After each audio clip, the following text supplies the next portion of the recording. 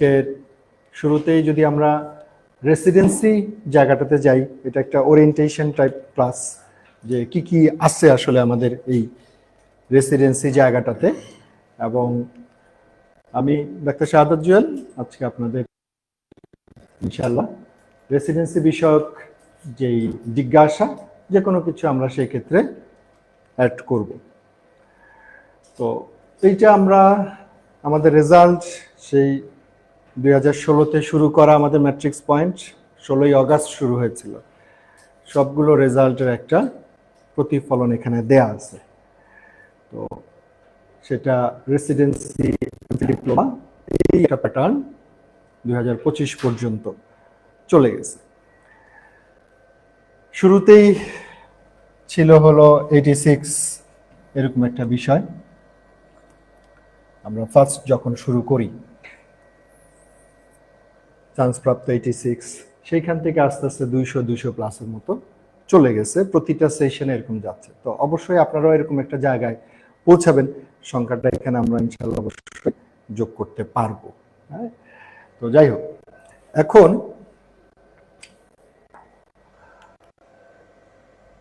বিভিন্ন celebration programme ছিল ওই সময়কাল।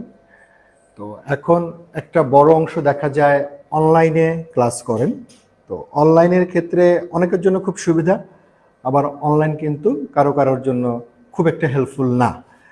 তো এটা আসলে নিজেকে বুঝতে হবে যে আপনি আসলে কতটা বেনিফিটেড কোনটাতে হচ্ছেন। অনলাইন থেকে চান্স পাচ্ছে ফাইন, কিন্তু সে যদি সেখানে পড়তে পারে, হ্যাঁ, কারণ দেখা যায় এই যে একটা 4-5 ঘন্টা যে ক্লাসটা হয় সেইখানে অনলাইনে করার ক্ষেত্রে কেউ হয়তো আধা ঘন্টা করলো, করার পরে সে আবার চলে গেল, চেম্বারে গেল, অথবা বাসার কাজে ব্যস্ত হয়ে গেল, অথবা বাইরে যে কোনো কাজে গেল। তো দেখা যায় এই 5 ঘন্টার ক্লাসটা তার করতে করতে 5 দিনে, 1 সপ্তাহ, 6 দিন চলে যায়। তো আলটিমেটলি সে ওই যে একটা ক্লাসের যে ডেপথনেস, তারপরে যে সেটা ক্লাসটা করে আবার পরীক্ষা দিবে, এই বিষয়গুলো তার মধ্যে আর হয়ে ওঠে না। আবার যিনি দেখা গেল একটানা 5 ঘন্টা শেষ করতে পারছে ওই দিনের মধ্যে, তারপর লেকচার শিট পড়া শুরু করছে, তারপর বইগুলো পড়া শুরু করছে, তারপর এক্সামটা সিনসিয়ারলি দিচ্ছে, তার জন্য আবার এফেক্টিভ। কিন্তু অনলাইনে দেখা যায় এরকম একটা বড় অংশ এই পুরো সব অ্যাক্টিভিটিস তার মধ্যে করা হয়ে ওঠে না।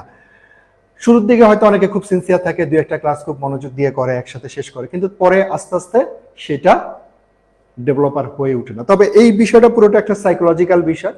আপনি যখন অফলাইনে ক্লাস করতে আসেন, যখন 7 জন 8 জন 10 জন 15-20 জনের সাথে দেখা হয়, আমাদের সাথে দেখা হয়, তখন একটা আপনার চারপাশে একটা এনভায়রনমেন্ট ক্রিয়েট করে যে হ্যাঁ আমি এক পড়াশোনা করতেছি, আমার পাশে যে আছে সে পড়াশোনা করতেছে। এই যে আমরা যে কথা বলি বিভিন্ন জায়গায় অ্যাড হওয়ার জন্য বিভিন্ন কোশ্চেন আপনি করতে পারেন, এই বিষয়গুলো অনলাইনে তুলনায় অফলাইনে খুবই এফেক্টিভ। এবং যে কারণে অফলাইনে যারা থাকেন তারা একটু সিনসিয়ার বাকিদের তুলনায় আমি মনে করি যে কিছুটা বেশি থাকেন।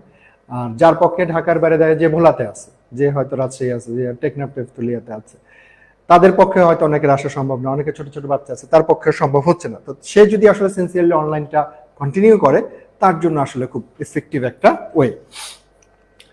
তো নেক্সট আমরা হ্যাঁ শিওর,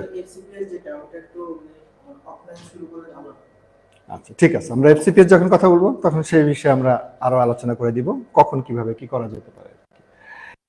তো রেসিডেন্সির যেই বিএমইউ ডিগ্রিটা ওনারা দিয়ে থাকে বিশ্ববিদ্যালয়, তো এখানে ফ্যাকাল্টি হলো 4টা। আমরা জানি ইতিমধ্যে 4টা ফ্যাকাল্টির আন্ডারে অনেকগুলো সাবজেক্ট আছে।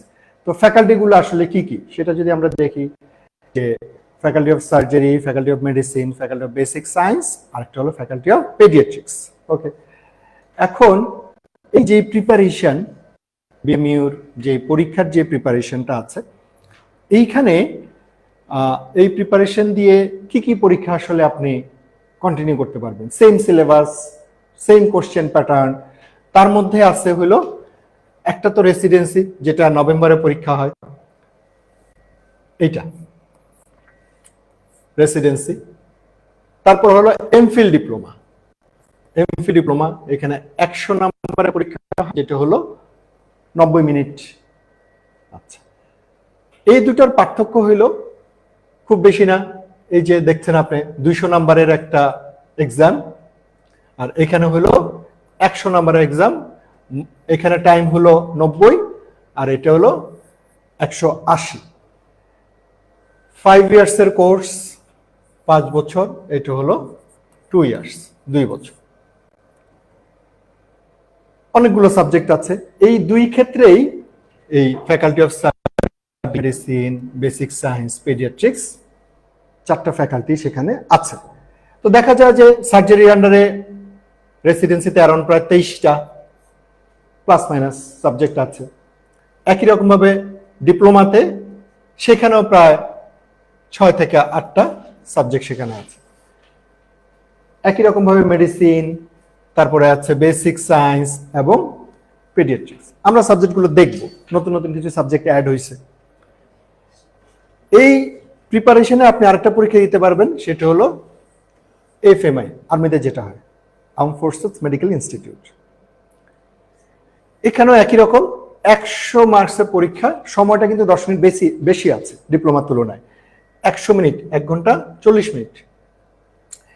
এখানে সবগুলো কোশ্চেন থাকে এমসিকিউ।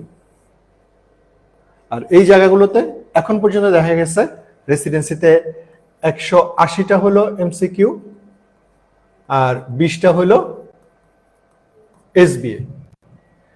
এখানে কি এমফিল ডিপ্লোমার ক্ষেত্রে শুধু 80টা হলো এমসিকিউ, 20টা হলো এসবিএ। এইরকম একটা প্যাটার্ন। এখন এই এফএমআই পরীক্ষা সাধারণত হয়ে থাকে মে মাসে, এমফিল ডিপ্লোমা পরীক্ষা হয়ে থাকে হলো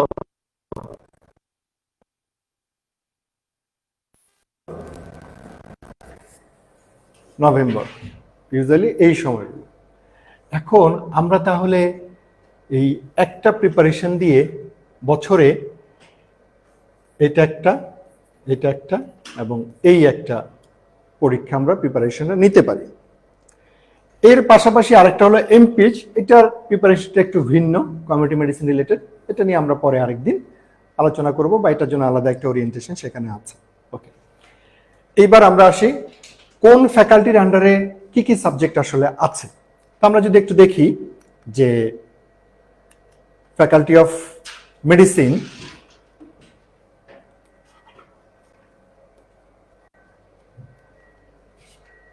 কোনটা কোনটা পাচ্ছি আমরা ফ্যাকাল্টি অফ মেডিসিনে। ওকে, খেয়াল করি এখানে আমরা দুইটাই দিছি।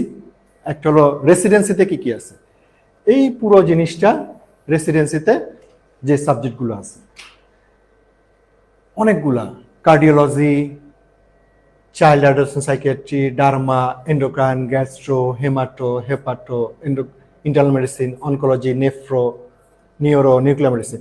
নতুন যে সাবজেক্ট যোগ হয়েছে এই দুইটা,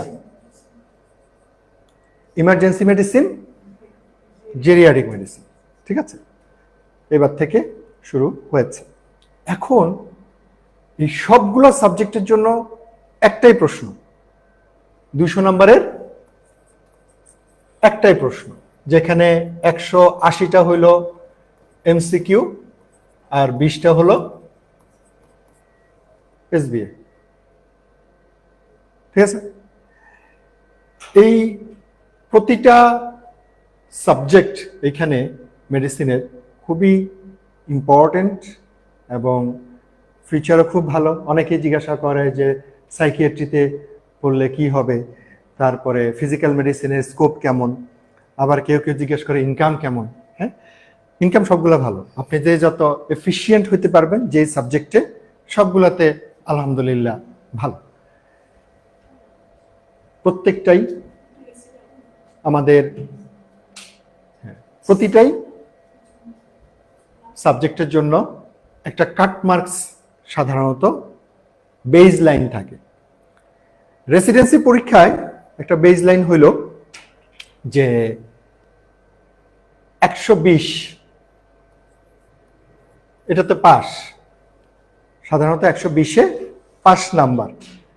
এখন পাস করলেই তো আসলে চান্স পাওয়াটা নিশ্চিত, ব্যাপারটা আসলে এরকম না। তাহলে বিষয়টা কি, ধরে নিলাম হেপাটোলজি শুধু আছে হলো বিএমইউতে। তো বিএমইউতে যদি হেপাটোলজি থাকে সেখানে সিট সংখ্যা কয়টা, এটা একটা ইম্পর্টেন্ট। ধরে নিলাম যে সেখানে সিট সংখ্যা হলো, যাদের গভর্নমেন্ট ক্যান্ডিডেট অর্থাৎ বিসিএস যারা আছে তাদের হয়তো 4টা, নন বিসিএস যারা আছে নন গভর্নমেন্ট সেখানেও ধরে নিলাম 4টা। এখন এই 4 জনের মধ্যে থাকতে হবে, তাহলে নাম্বারটা 200-র মধ্যে আউট অফ হেপাটোলজি একটা ডিমান্ডিং সাবজেক্ট। এই নাম্বারগুলো আমরা প্রেডিকশন করতে পারি যে আসলে কত পাওয়া উচিত আপনার একটা সাবজেক্ট অনুযায়ী। যেমন হেপাটোলজিতে আপনাকে চান্স পাইতে হলে 150-এর উপরে পাইতে হবে, 150 প্লাস, খুবই ডিমান্ডিং একটা সাবজেক্ট। তো তাহলে যে 150 যদি পায় তাহলে সে ধরে নিলাম ফার্স্ট, 49 যে পাইছে, 48 যে পাইছে, এইভাবে আপনার সিরিয়াল ওয়াইজ সেভাবে আসবে। আবার এখানে দেখেন যে প্যালিয়েটিভ মেডিসিন, প্যালিয়েটিভ মেডিসিনের সাথে আমরা যদি আবার এন্ডোক্রাইন, গ্যাস্ট্রো, হেপাটো তাদের কথা বিবেচনা করি, এখানে নাম্বারটা কিছুটা কম লাগবে। হ্যাঁ, তো প্রতিটা সাবজেক্টেরই এরকম আলাদা আলাদা একটু ভ্যালু চিন্তা করে নাম্বার কম বেশির একটা ডাইভার্সিটি আছে। তারপর সাইকিয়াট্রি যদি চিন্তা, এখানেও নাম্বার কিছুটা কম লাগবে। এদের মধ্যে হট যেই 6টা 7টা, এখানে নাম্বার অনেক বেশি লাগে, 150 উপরে, 155। তার মধ্যে কারা কারা আছে আসলে? যেমন এন্ডোক্রাইন অনেক লাগে, গ্যাস্ট্রো, হেপাটো, ডার্মা, তারপর আছে নিউরোলজি, তারপর আছে পালমোনোলজি। এই কয়েকটা সাবজেক্টে 155 অ্যারাউন্ড। ইন্টারনাল মেডিসিন আপনি 145 অ্যাচিভ করা যাবে। হ্যাঁ, 145-এর দিকে অ্যারাউন্ড অ্যাচিভ করা যাবে। নেফ্রো একই রকম 45, 46, 47-এর দিকে অ্যাচিভ করা যাবে।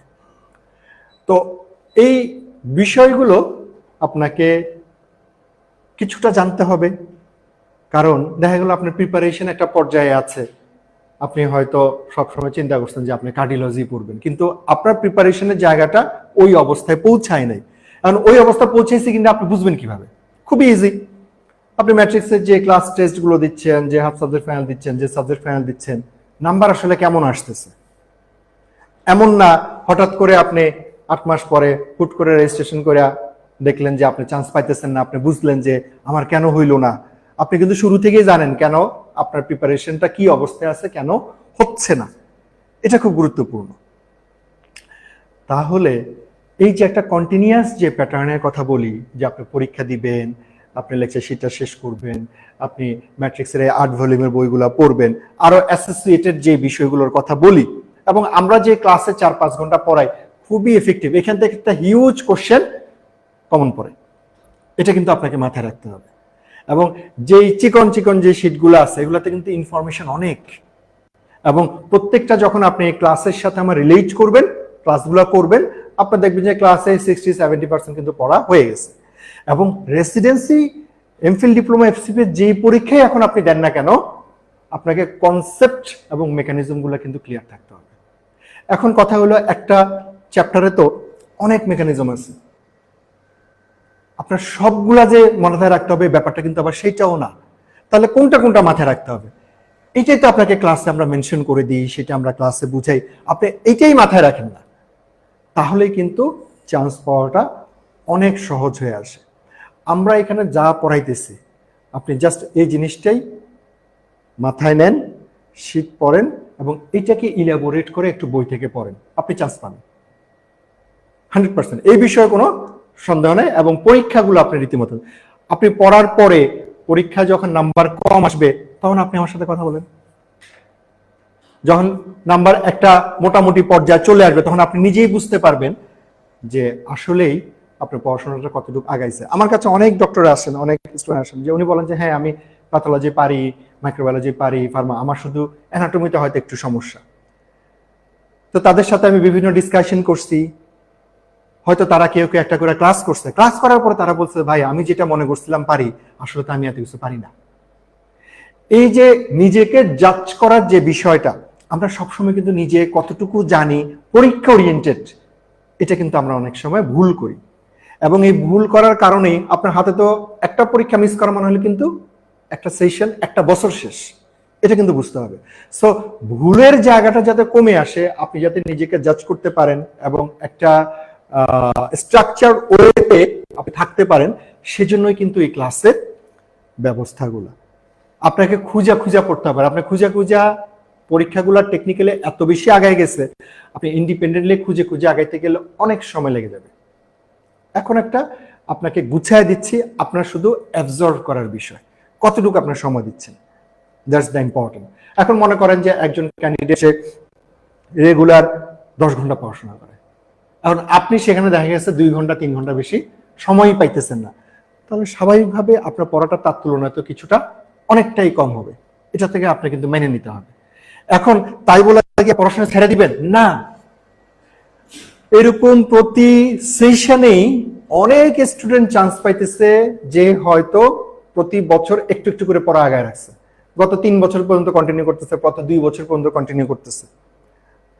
এবার যে চান্স পেলো ডিএমআর দিতে সুরভি, আপনারা অনেকে চেনেন, সে অনেকদিন ধরে সে এত পড়ার সময় পাচ্ছে না, বিভিন্ন ফ্যামিলিয়াল সমস্যার কারণে অল্প অল্প করে পড়তেছে, কিন্তু আমি তো জানি সে পড়াশোনা করতেছে, এখানে এসে পড়ে, কথা বলে, ক্লাসগুলো করে। গতদিন আসছিল, বললো যে আমি একটা ক্লাস 5 বারও করছি, কারণ বাসায় গিয়ে তো সে সময় পাইতেছে না। আলটিমেট গোল কিন্তু সে অ্যাচিভ করতে পারছে। সো আপনাকে কতটুকু আপনি টেবিলে সময় দিবেন, পরিবেশ, চাকরি সবকিছু মেনটেন করে আপনি যত বেশি সময় দিতে পারবেন, আপনার অ্যাচিভমেন্টটা তত তাড়াতাড়ি আসবে। আর আপনি যত ঘন্টা রেগুলার কন্টিনিউয়াস বেসিসে যদি যান, আপনার ডিগ্রি হবে যদি আপনি লেগে থাকেন। আমরা একটা ম্যাক্সিমাম সময় যেটা হয় যে প্রতিটা পরীক্ষার পরে যখন চান্স হয় না, ডিপ্রেশনে চলে যাই, 2-3 মাস পড়াশোনা করি না, আবার কাজে কাজে ব্যস্ত হয়ে যাই। এটা একটা কমন সিনারিও আর কি। আবার যখন একটা পরীক্ষা শুরু হয়, তখন আমরা আবার শুরু করি, নতুন করে আবার তখন শুরু করি। পরীক্ষার আগের যে 1-1.5 মাস খুব সিরিয়াস হয়ে যায়, কিন্তু সেই 1-1.5 মাস পরে কিন্তু অ্যাচিভ করাটা ভেরি টাফ। আপনাকে একটা কন্টিনিউ প্রসেসের মধ্যে থাকতে হবে। এই অংশটা ডিপ্লোমার অংশ, যেটা ফ্যাকাল্টি অফ মেডিসিনের আন্ডারে, যেটা মার্চে পরীক্ষা হয়।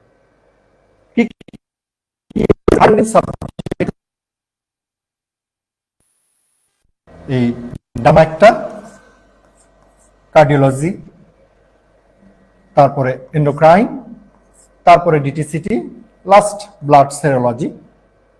এই জায়গাটাতে ব্লাড সেরোলজির এমডি যেটা আছে ট্রান্সফিউশন, সেখানেও আছে, এমডি তো একটা সাবজেক্ট আছে। তো এগুলো খুব হাই ডিমান্ডিং, কারণ কাজ করার স্কোপ অনেক বেশি। ডার্মাটোলজিতে এখন অনেক বেশি পরীক্ষা দেয়, কারণ ডার্মাটোলজির অনেকগুলো ওয়ে অফ সাইট বের হয়েছে। সে জায়গায় নিজে নিজে যেমন কাজ করা যায়, আবার চাইলে যে কোনো কনসালটেশন সেন্টারের সাথে কাজ করা যায়, বিভিন্নভাবে কাজ করার সেখানে সুযোগ আছে। তো এইখানে এখন সাবজেক্টে মানুষজন ক্যান্ডিডেট একটু বেশি পরীক্ষা দেয়। তাহলে এই সাবজেক্টগুলোতে আসলে কত নাম্বার লাগে, এটা একটা খুব গুরুত্বপূর্ণ অংশ। যেমন ডার্মা এবং কার্ডিওলজি অ্যারাউন্ড প্রায় 75 একটা বিষয় চলে আসছে এই অংশটাতে। কার্ডিওলজি একই রকম 72 থেকে 75-এর মধ্যে চলে আসছে। এইবার আমরা যাব যে faculty of surgery. Faculty of সার্জারিতে কোন কোন সাবজেক্ট আছে? এখানে একটা হিউজ নাম্বার, 22টা। আবার ডিপ্লোমাতে কয়টা আছে? 7টা। এখানে তাহলে যে হাই ডিমান্ডিং যদি আমরা চিন্তা করি, কি কি আছে সেখানে? নিউরোসার্জারি, গাইনি, অর্থ, ইএনটি, তারপরে হলো কোলোরেক্টাল, হেপাটোবিলিয়ারি, ইউরোলজি। অনেক নাম্বার লাগে, একই রকম যে 155 অ্যারাউন্ড, বাকিগুলো ক্রমান্বয়ে বিভিন্ন একটা ব্যবস্থার মধ্যে আছে। ডিমান্ড আসলে ক্রিয়েট হয় কিভাবে? খুবই সিম্পল। কিভাবে হয় ডিমান্ড, কিভাবে ক্রিয়েট হয়? যেগুলোতে ইন্টারভেনশন আছে মেডিসিনের ক্ষেত্রে, আর যেই সব সার্জারিতে পেশেন্ট বেশি, ইনকাম বেশি, সেভাবে আসলে ডিমান্ড সোর্সটা তৈরি হয়। তবে বাকি যে সাবজেক্টগুলো আছে সেটা একজন পার্সন নিজেই সেটাকে ডিমান্ডিং করতে পারে। জেনারেল সার্জারিতে বড় বড় সার্জন আছে না? অবশ্যই আছে। অপথলমোলজিতে বড় বড় সার্জন আছে না? অবশ্যই আছে। আপনি নিজে কতটুকু এফিশিয়েন্টলি কাজ করতে পারছেন সেটা ইম্পর্টেন্ট। আবার বলছি, তো সার্জারির এই অংশগুলোতে একই রকম ভাবে একটাই প্রশ্ন হবে এবং প্রত্যেকটাই এই সাবজেক্টগুলো আপনি পরীক্ষার সময় চয়েস হিসেবে দিয়ে দিবেন, সেভাবেই আপনার চান্স নিশ্চিত হবে। তো চয়েসের ক্ষেত্রে আপনারা জানেন যে একটা সাবজেক্ট চয়েস করা যায়, আর ইনস্টিটিউট হলো এখন 7টা ইনস্টিটিউট, যদি সেখানে 7টা ইনস্টিটিউট থেকে থাকে। কোথাও তো 4টা ইনস্টিটিউট আছে, সব ইনস্টিটিউট হয়তো সেই সাবজেক্টটা খোলে নাই, কিন্তু আপনি সর্বোচ্চ 7টা দিতে পারবেন। আবার কিছু কিছু আছে যে 7টারও বেশি আছে। তো ইনস্টিটিউট 7টা দিয়ে দেওয়াতে ক্যান্ডিডেটদের জন্য আসলে এখন সুবিধা হয়েছে। একটা সময় ছিল ইনস্টিটিউট ছিল 3টা, ইনস্টিটিউট চয়েস ছিল 3টা। নাম্বারের ভিত্তিতে যদি সেই 3টাতে আপনার আসতো, আপনি চান্স পাইতেন। কিন্তু দেখা গেছে যে আপনার থেকে একটু কম নাম্বার পেয়েও সে আরেকটা ইনস্টিটিউটে চান্স পাচ্ছে পেছনের দিকে। কেন পাচ্ছে? কারণ আপনি তো ওখানে চয়েস দেন নাই, আপনি তো বলেন নাই যে আমি ওখানে পড়তে যাব।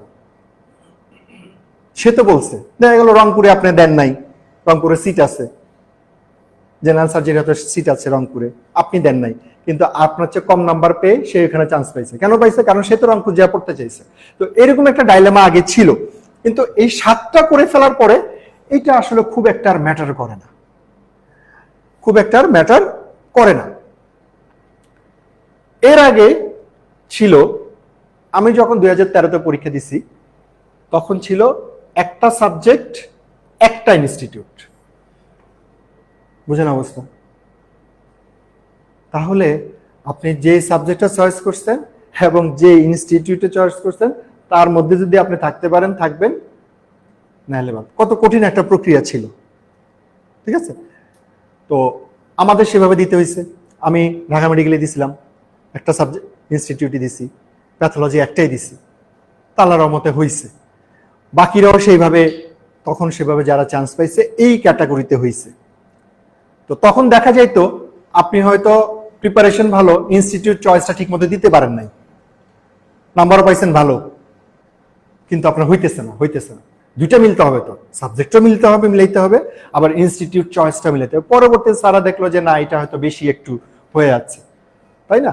পরে সেটাকে 3টা করলো, এখন সেটাকে 7টা করছে। তো 7টা করাতে এখন আর এই ঝামেলাটা নেই। আমি আপনাদের যখন ফর্ম ফিল আপ করেন তখন পরামর্শ দেই যে আপনি যদি ঢাকার বাইরে যাওয়া সম্ভব হয় তাহলে আপনি 2টা ইনস্টিটিউট শেষে 6 এবং 7 নাম্বারটা ঢাকার বাইরে দিয়েন, অথবা 5, 6, 7 ঢাকার বাইরে দিয়েন, আর ঢাকার ভিতরে 4টা দিবেন। আপনার পরীক্ষা যদি ভালো হয় আপনি ঢাকার মধ্যে থেকে যাবেন, আর যদি পরীক্ষা খারাপ হয় তাহলে যাতে অন্তত শেষটা পর্যন্ত আপনি একটা চান্স নিতে পারেন। এইভাবে কিন্তু ওয়ার্ক করছে, কাজ করছে। আচ্ছা, এখন তাহলে এই যে ডিপ্লোমার যেই সাবজেক্টগুলো আছে এখানে, তার মধ্যে অর্থ ভেরি ডিমান্ডিং, গাইনি খুবই ডিমান্ডিং, আর একটা হলো ইএনটি। এবং ডিপ্লোমাতে এই অ্যানাস্থেসিওলজির সিট অনেক, পুরো বাংলাদেশে হিউজ। আপনি মোটামুটি একটা প্রিপারেশন থাকলে এখানে চান্স পাবেন, মোটামুটি একটা প্রিপারেশন থাকলে এখানে চান্স পাবেন। একই রকম ভাবে এইখানেও আমরা সাবজেক্টগুলো ইন্ডিভিজুয়াল, ম্যাট্রিক্স পয়েন্টে এখন ক্যারিয়ার প্রেসক্রিপশন নামে একটা ছোট ছোট পডকাস্ট হয়, যেমন প্লাস্টিক সার্জারি নিয়ে একটা করছি, এটা স্কোপ কেমন, পরীক্ষায় কি কি লাগে, কি কি পড়তে হয়, কোথায় কাজ করার সুবিধা আছে, ট্রেনিং কেমন, এই ধরনের প্রতিটা সাবজেক্ট ওয়াইজ আমরা ধীরে ধীরে কিছু ভিডিও মেক করতেছি, 2টা থেকে 3টা করছি, আস্তে আস্তে যাবে। আর আপনারা তো যেহেতু ক্লিনিক্যাল ফিল্ডে আছেন, প্রতিটা সাবজেক্টের স্কোপ সেটা জানেন, না জানলে আমাদের কাছে জিজ্ঞাসা করবেন, আমরা সেটা ইন্ডিভিজুয়াল বলে দিব, অসুবিধা নেই। আচ্ছা, এরপরে আমরা যাব যে ফ্যাকাল্টি অফ বেসিক এবং প্যারাক্লিনিক্যাল সায়েন্স। এখানে কি আছে? এইখানে এমডি যেটা আছে, প্যাথোলজি খুবই ডিমান্ডিং, মাইক্রোবায়োলজি সেটাও খুব ডিমান্ডিং। এখন এই সাবজেক্টগুলোতে আপনারা চিন্তা করবেন যে আপনি পরবর্তী ফিউচারে আপনি আসলে কতটা ব্যস্ত থাকবেন, সেটার উপর ডিপেন্ড করে এই সাবজেক্টগুলোতে ক্যান্ডিডেটরা চয়েস করে থাকে। আপনি ক্লিনিক্যালে অত হ্যাজার্ড বলেন অথবা যে প্রেশার আছে সেটা হয়তো নিতে চান না, অসুবিধা নেই, আপনি তাহলে একটা টিচিং প্রফেশনে চলে আসেন, আপনি প্রফেসর পর্যন্ত হতে পারবেন, কোনো সমস্যা নেই। হ্যাঁ, বিকালে আপনি হয়তো চেম্বার করলেন বা করলেন না, সেটা ডিপেন্ড করে আপনার উপরে। আর এই 2টা সাবজেক্টে কেন ডিমান্ড বেশি বলছি, কারণ এইটা আবার টিচিং এর পাশাপাশি ল্যাবে কাজ করার একটা ভালো সুযোগ আছে, সেই জন্য। আর অ্যানাটমিতে দেখেন ডিগ্রিটার নাম কিন্তু এমএস, ডিগ্রিটার নাম কিন্তু এমএস। এমএস বলেই কিন্তু আপনার যে সার্জারি ফ্যাকাল্টিতে ওইভাবে ওদের পরীক্ষা হবে ওদের সাথে, ব্যাপারটা কিন্তু এরকম না, ঠিক আছে? এটা কিন্তু একটু মাথায় রাখতে হবে। এই বেসিক সায়েন্সের জন্য আলাদা একটাই কোশ্চেন হবে, এবং সেই প্রশ্নে সবাই যেই সাবজেক্টেই চয়েস করুক না কেন সেভাবেই তারা পরীক্ষা দিবে। একই রকম ভাবে এখানে এমফিল, ডিপ্লোমা, এমফিল যেটাই হোক একটাই প্রশ্ন হবে, সেই প্রশ্নেই তারা পরীক্ষা দিবে, ঠিক আছে? আচ্ছা, আমরা এবার চলে যাব লাস্টে পেডিয়াট্রিক্স। পেডিয়াট্রিক্সের মধ্যে প্রতিটাই এমডি। এখন এই পেডিয়াট্রিক্সে অনেকগুলো ব্রাঞ্চ তৈরি হয়েছে, তার মধ্যে জেনারেল পেডিয়াট্রিক্স তো আছেই, আর বাকিগুলো স্পেসিফিক আলাদা, cardio, gastro, hemato, nephro, rheumato, neuro, প্রতিটা আলাদা আলাদা করে এক একটা ফ্যাকাল্টি তৈরি করছে। আর ডিপ্লোমার ক্ষেত্রে ডিসিএইচ, এটা একটা highly demanding subject, huge patient bulk আছে, এবং প্র্যাকটিস করে সামনে জানার, পেশেন্টকে সহযোগিতা করার অনেক স্কোপ আসলে আছে। ওকে, আমরা নেক্সট এবার যদি যাই, কি কি লাগে আসলে, ম্যাটেরিয়াল কি, এইগুলো আপনি প্রস্তুতি নেওয়ার জন্য একটা বেসিক কি কি ম্যাটেরিয়াল আপনার প্রয়োজন। তার মধ্যে ম্যাট্রিক্স পয়েন্ট যে ক্লাসগুলো কন্ডাক্ট করছে লং ক্লাস, যারা একদম ফ্রেশার, যারা একদম নতুন থেকে শুরু করছেন, যারা একটা কমপ্লিট প্রিপারেশন আসলে নিতে চান, ম্যাট্রিক্সে কিন্তু 12-14 বছরের আগের ক্যান্ডিডেটরাও ক্লাস করে, ফ্রেশারও ক্লাস করে, আবার 4-5-6 বছর গ্যাপ হয়ে গেছে এরকম ক্যান্ডিডেটরাও ক্লাস করে। এবং আপনি যখন থেকেই শুরু করেন না কেন, আপনি যদি এই ক্রাইটেরিয়াগুলো ফুলফিল করেন আপনি চান্স পাবেন, এবং সেটা হয়ে আসতেছে। কিন্তু লাস্ট রেসিডেন্সিতে 12 বছর আগে যারা, তারাও চান্স পাইছেন, ডিপ্লোমাতেও তারাও চান্স পাইছেন, এবার ডিপ্লোমাতে আমার ব্যাচমেট চান্স পাইছে, এখানে ক্লাস করছে, ঠিক আছে? কার্ডিওলজিতে সম্ভব, খুব ভালোভাবে সম্ভব, 2টা সেশন ক্লাস করছে। ক্লাস করতে ভালো লাগে না, বয়স হয়ে গেছে, এত ক্লাস করতে আর কেমনে ভালো লাগে, কিন্তু সে চেষ্টায় ছিল, প্রতিবার আমার সাথে বলতো, কথা বলতো, জানাইতো না যাতে অন্যরা না জানে। অনেক কিছু আসলে এখানে ডিপেন্ড করে। এবং চান্স পাওয়ার পরে ফোন দিছে আমাকে, কাঁদতেছে, জীবনটাই চেঞ্জ হয়ে গেছে, যেই একটা ব্যারিয়ার মধ্যে ছিল, আইসোলেশনে চলে গেছে, আসলে ফ্রেন্ডদের গ্যাদারিং এ যায় না, তারপরে ফ্যামিলির একটা বিষয় থাকে, সারা জীবন শুনছে যে সব সময় ভালো স্টুডেন্ট, ভালো স্টুডেন্ট, ভালো স্টুডেন্ট, বিটফোর্ডের মতো চান্স পাইছে, রেজাল্টও খুব ভালো ছিল, বিভিন্ন কারণে আসলে হয়ে ওঠে না। এবং একজন ডাক্তারের লাইফে এটা খুব ইম্পর্টেন্ট, হ্যাঁ, না হলে সে যতভাবেই যত কাজ করুক না কেন, কিন্তু আপনার চারপাশে যখন ডিগ্রিওয়ালা মানুষজন ঘোরাঘুরি করে, আপনার ব্যাচমেট, জুনিয়র, সিনিয়র, আপনার তো তার সাথে দেখা হয়ই, যে আপনি যেহেতু একটা সোসাইটির মধ্যে আছেন, তখন নিজের মধ্যে একটা কিন্তু ইনফিরিয়রিটি চলে আসে যদি আপনি এটা থেকে বের হয়ে যান।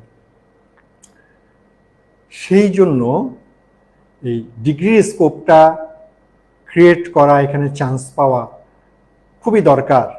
এবং যারা চেষ্টা করে লেগে থাকেন তার হবে, এই বিষয়ে কোনো সন্দেহ নাই।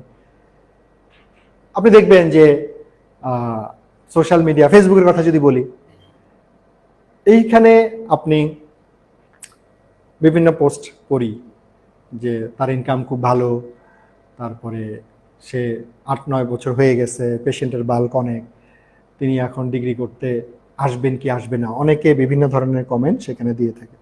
আমি এরকম ক্যান্ডিডেট পাইছি এবং তারা 8-9 বছর হয়ে গেছে। আখতারুজ্জামান ভাই ছিল, অনেকে হয়তো চিনবেন, 12 বছর হয়ে গেছে, ওনার গাইনি প্র্যাকটিস অনেক, মেইল হিউজ ইয়াতে আপনার বরিশালের ওদিকে, কক্সবাজারের একটা কি আছে জানি বরিশালের ওইখানে কুয়াকাটা, ওইখানে প্র্যাকটিস করে। ঠিক আছে, মান্থলি 8 to 10 লাখ ইনকাম অনেক দিন ধরে। এখন এই টাকা সাইরা সে কেমনে আসবে, তাই না? কেমনে আসবে? তাকে আসতে হইলে তো জেনেতনভাবে আসলে হবে না, কারণ এটা যেহেতু আইসা তাকে ছাড়িয়ে আসতে হবে, তো তাকে সেইভাবে আসতে হবে। তো তাহলে সে কি করলো? সে প্রথমে আমার সাথে একটা অ্যাপয়েন্টমেন্ট দেখা করার জন্য। তো আমার সাথে তো অনেকেই আসলে দেখা করার জন্য আসে, কথা বলে, অ্যাপয়েন্টমেন্ট নেয়। তো প্রত্যেকের ডিভোশন কিন্তু একই লেভেলে থাকে না। প্রথম দিন আমি কথা বলি, আমি দেখি তাকে 10 বছরের একটা এক্সপিরিয়েন্স হয়ে গেছে। আপনি তো 10 বছর যদি মেডিসিন প্র্যাকটিস করেন তখন কিন্তু পেশেন্টের হাঁটা দেখে বুঝতে পারবেন যে কি অবস্থা। আমিও কিন্তু তার জেস্টার, তারপরে তার কথা বলার প্যাটার্ন, তারপরে তার ডিভোশন আসলে কেমন, প্রথম 5-7 মিনিটে কিন্তু বুঝে ফেলি। এটা আপনিও পারবেন, একটা সেক্টরে কাজ করলে আপনি সেটা পারবেন। বোঝার পরে তাকে আমি আরেকদিন দেখি আসলে সে কতটা আসলে ডিভোটেড।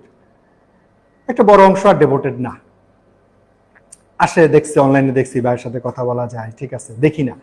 তো তাদের এক্সপেকটেশন থাকে ম্যাক্সিমাম সময়, এটা আমারও ছিল, যে ভাই বলবে খুব সহজ, আসো পড়াশোনা করো, একটু পড়লে হয়ে যায়, অল্প পড়লেই হয়, খুব বেশি আসলে এত কিছু না।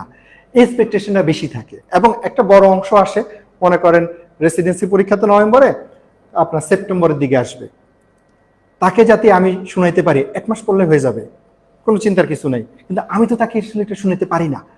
তখন সে মনে করে দূর কি বলে এত কিছু। ওইটা অ্যাবজর্ব করার পরে যদি সে সেকেন্ড টাইম আবার আমার কাছে আসে, তখন বুঝতে হবে যে না, তার আসলে পড়াশোনার সেই লাইনটা আছে। তখন তার সাথে আমি অনেক সময় দিই। ফার্স্ট ইয়াতে যখন 1 ঘন্টা যদি তার সময় দিই, তার কাছে এটা খুব দুর্বোধ্য মনে হয়। আমি আপনাকে হেল্প তখনই করতে পারবো আপনি যখন নিজেকে নিজে হেল্প করবেন। আপনি যদি শুধু শুনেই গেলেন, পরামর্শ, উপদেশ এগুলো শুনতে খুব বেশিক্ষণ ভালো লাগে না, যদি আপনার নিজের মধ্যে সেই টেন্ডেন্সিটা নিতে। তো আমি শুধু শুধু তাহলে তারে 1 ঘন্টা তারও সময় নষ্ট করবো না, আমিও সেখান থেকে সময়টা আগাবো। তাহলে ফার্স্ট ইমপ্রেশনে যেটা হয়, 8-10-15 মিনিট তাকে আমি বিভিন্ন জিনিস, তার যদি সে ডিভোশনটা থাকে, সে পাবে কই? আমার মতো একজন আরেকজনের দেন তো, তার 1 ঘন্টার পর ঘন্টা সময় দিবে?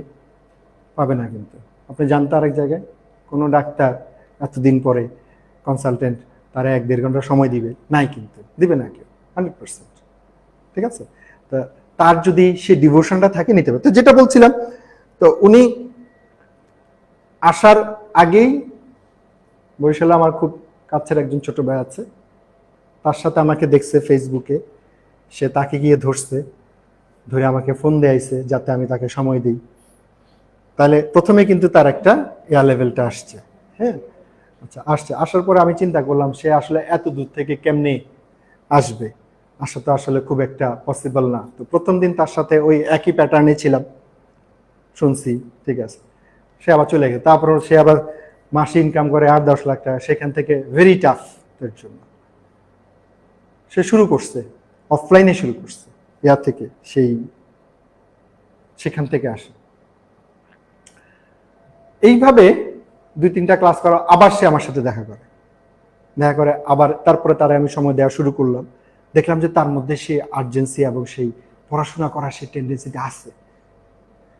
সে দেখা যেত সেইখান থেকে প্রতি সপ্তাহে আসতো, প্রতি সপ্তাহে সেখান থেকে আসা শুরু করলো, সেই কত দূর থেকে। ঠিক আছে, তো এইভাবে সে আসছে খুব সুন্দর সময়। মনে করো নভেম্বরে পরীক্ষা, সে আসছে ডিসেম্বর জানুয়ারি এই সময়টাতে। তার হাতে পুরো একটা প্রপার সময় আছে। তারপরে তারে আমি বইসা, সে প্রতি ক্লাসের পরে একটু একটু করে কথা বলে, তাকে একটা প্রপার গাইডেন্স দিলাম যে এইভাবে পড়তে হবে, এইভাবে পড়তে হবে। সে নভেম্বরের 3 মাস আগে ঢাকায় চলে আসছে। এরপরে প্র্যাকটিস করে গিয়ে সপ্তাহে 2 দিন আর বাকি 5 দিন সে ঢাকায় থাকে। ঢাকায় সে এইখানে ক্লাসরুমগুলোতে সে যেটা করতো, সকাল 8টা 8:30 চলে আসতো, বাসায় যেতে হলো রাত 8টা 9টা 10টায় প্রতিদিন। তাহলে আমাদের সাথে এবার দেখা হওয়ার একটা তৈরি হলো। এট দ্য লাস্ট সে গাইনিতে বিএমইতে সেকেন্ড হয়েছে, ঠিক আছে। তারপরে আর তারা কেউ ঠেকা রাখতে পারে নাই। পরের সেশনে পার্ট 1 দিছে, পার্ট 1 হয়েছে। এমআরসিওজি দিছে, এমআরসিজি পার্ট 1 শেষ করছে। আসে প্রায় প্রতিদিন ওই বিএমইউ থেকে মাঝে মাঝে এসে দেখা করে। তো এরকম অনেক হিস্ট্রি আছে 12-13 বছরের। এটা আসলে পসিবল, আপনি ডিভোশন আসলে কতটুকু আছে তার উপরে ডিপেন্ড করে। আচ্ছা, এটা হলো ম্যাট্রিক্সের যেই আমাদের প্রতিটা ক্লাসের সাথে যে শিটগুলো, অনেক ইনফরমেশনের মধ্যে। এবং এই শিটগুলো কেমনে তৈরি করছি, এই লেকচার বেসিস। এবার লেকচারগুলোতে একটু আসে, লেকচার বেসিস। এইবার যেহেতু ফরেনসিক মেডিসিনে শুরু হয়েছে আমাদের কোশ্চেন আসা, তো এই ফরেনসিক মেডিসিন এখানে অ্যাড করে দিচ্ছি, ঠিক আছে।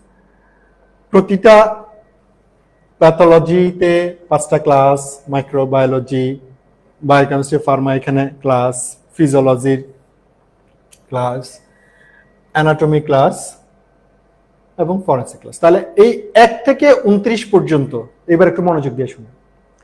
1 থেকে 29 পর্যন্ত আপনি যেই ফ্যাকাল্টিতেই পরীক্ষা দেন না কেন আপনার লাগবে। ফ্যাকাল্টি কোনগুলো বলছিলাম, ওই যে মেডিসিন, তারপরে সার্জারি,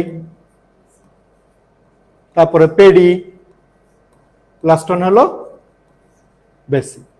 এই 4টার যেই ফ্যাকাল্টিতেই পরীক্ষা দেন না কেন আপনার 1 থেকে 29 পর্যন্ত সব লাগবে।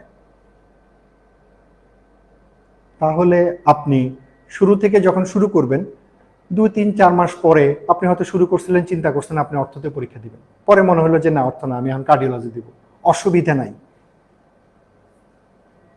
পার্থক্য কোথায়? যারা মেডিসিনে পরীক্ষা দিবেন তার এই কয়েকটা এক্সট্রা অ্যাড হবে, এই 6টা চ্যাপ্টার কিন্তু কোনগুলা দেখেন তো, ডেভিডসন রিলেটেড, ওই যে বড় বড় সাবজেক্টগুলা, ওইখান থেকে প্রশ্ন আসে। Cardio, recipe, neuro, nephro, gastro, hepato, endocrine, psychiatry থেকে এখানে কিছু। যারা সার্জারি দিবেন তাদের এই কয়েকটা ক্লাস, 1 থেকে 5। বেসিক ফ্যাকাল্টির কিন্তু ক্লাস একটু বেশি। আর লাস্টে হলো পেডিয়াট্রিক্স। এখন আমি আপনাকে এই বেসিক পার্ট থেকে কয়টা কোশ্চেন এবং ক্লিনিক্যাল থেকে কয়টা কোশ্চেন, এটা নিয়ে একটু আলোচনা করি। আমরা যে 200 নম্বরের যে পরীক্ষা হয়, যদি রেসিডেন্সির কথা চিন্তা করি, রেসিডেন্সির কথা যদি চিন্তা করি,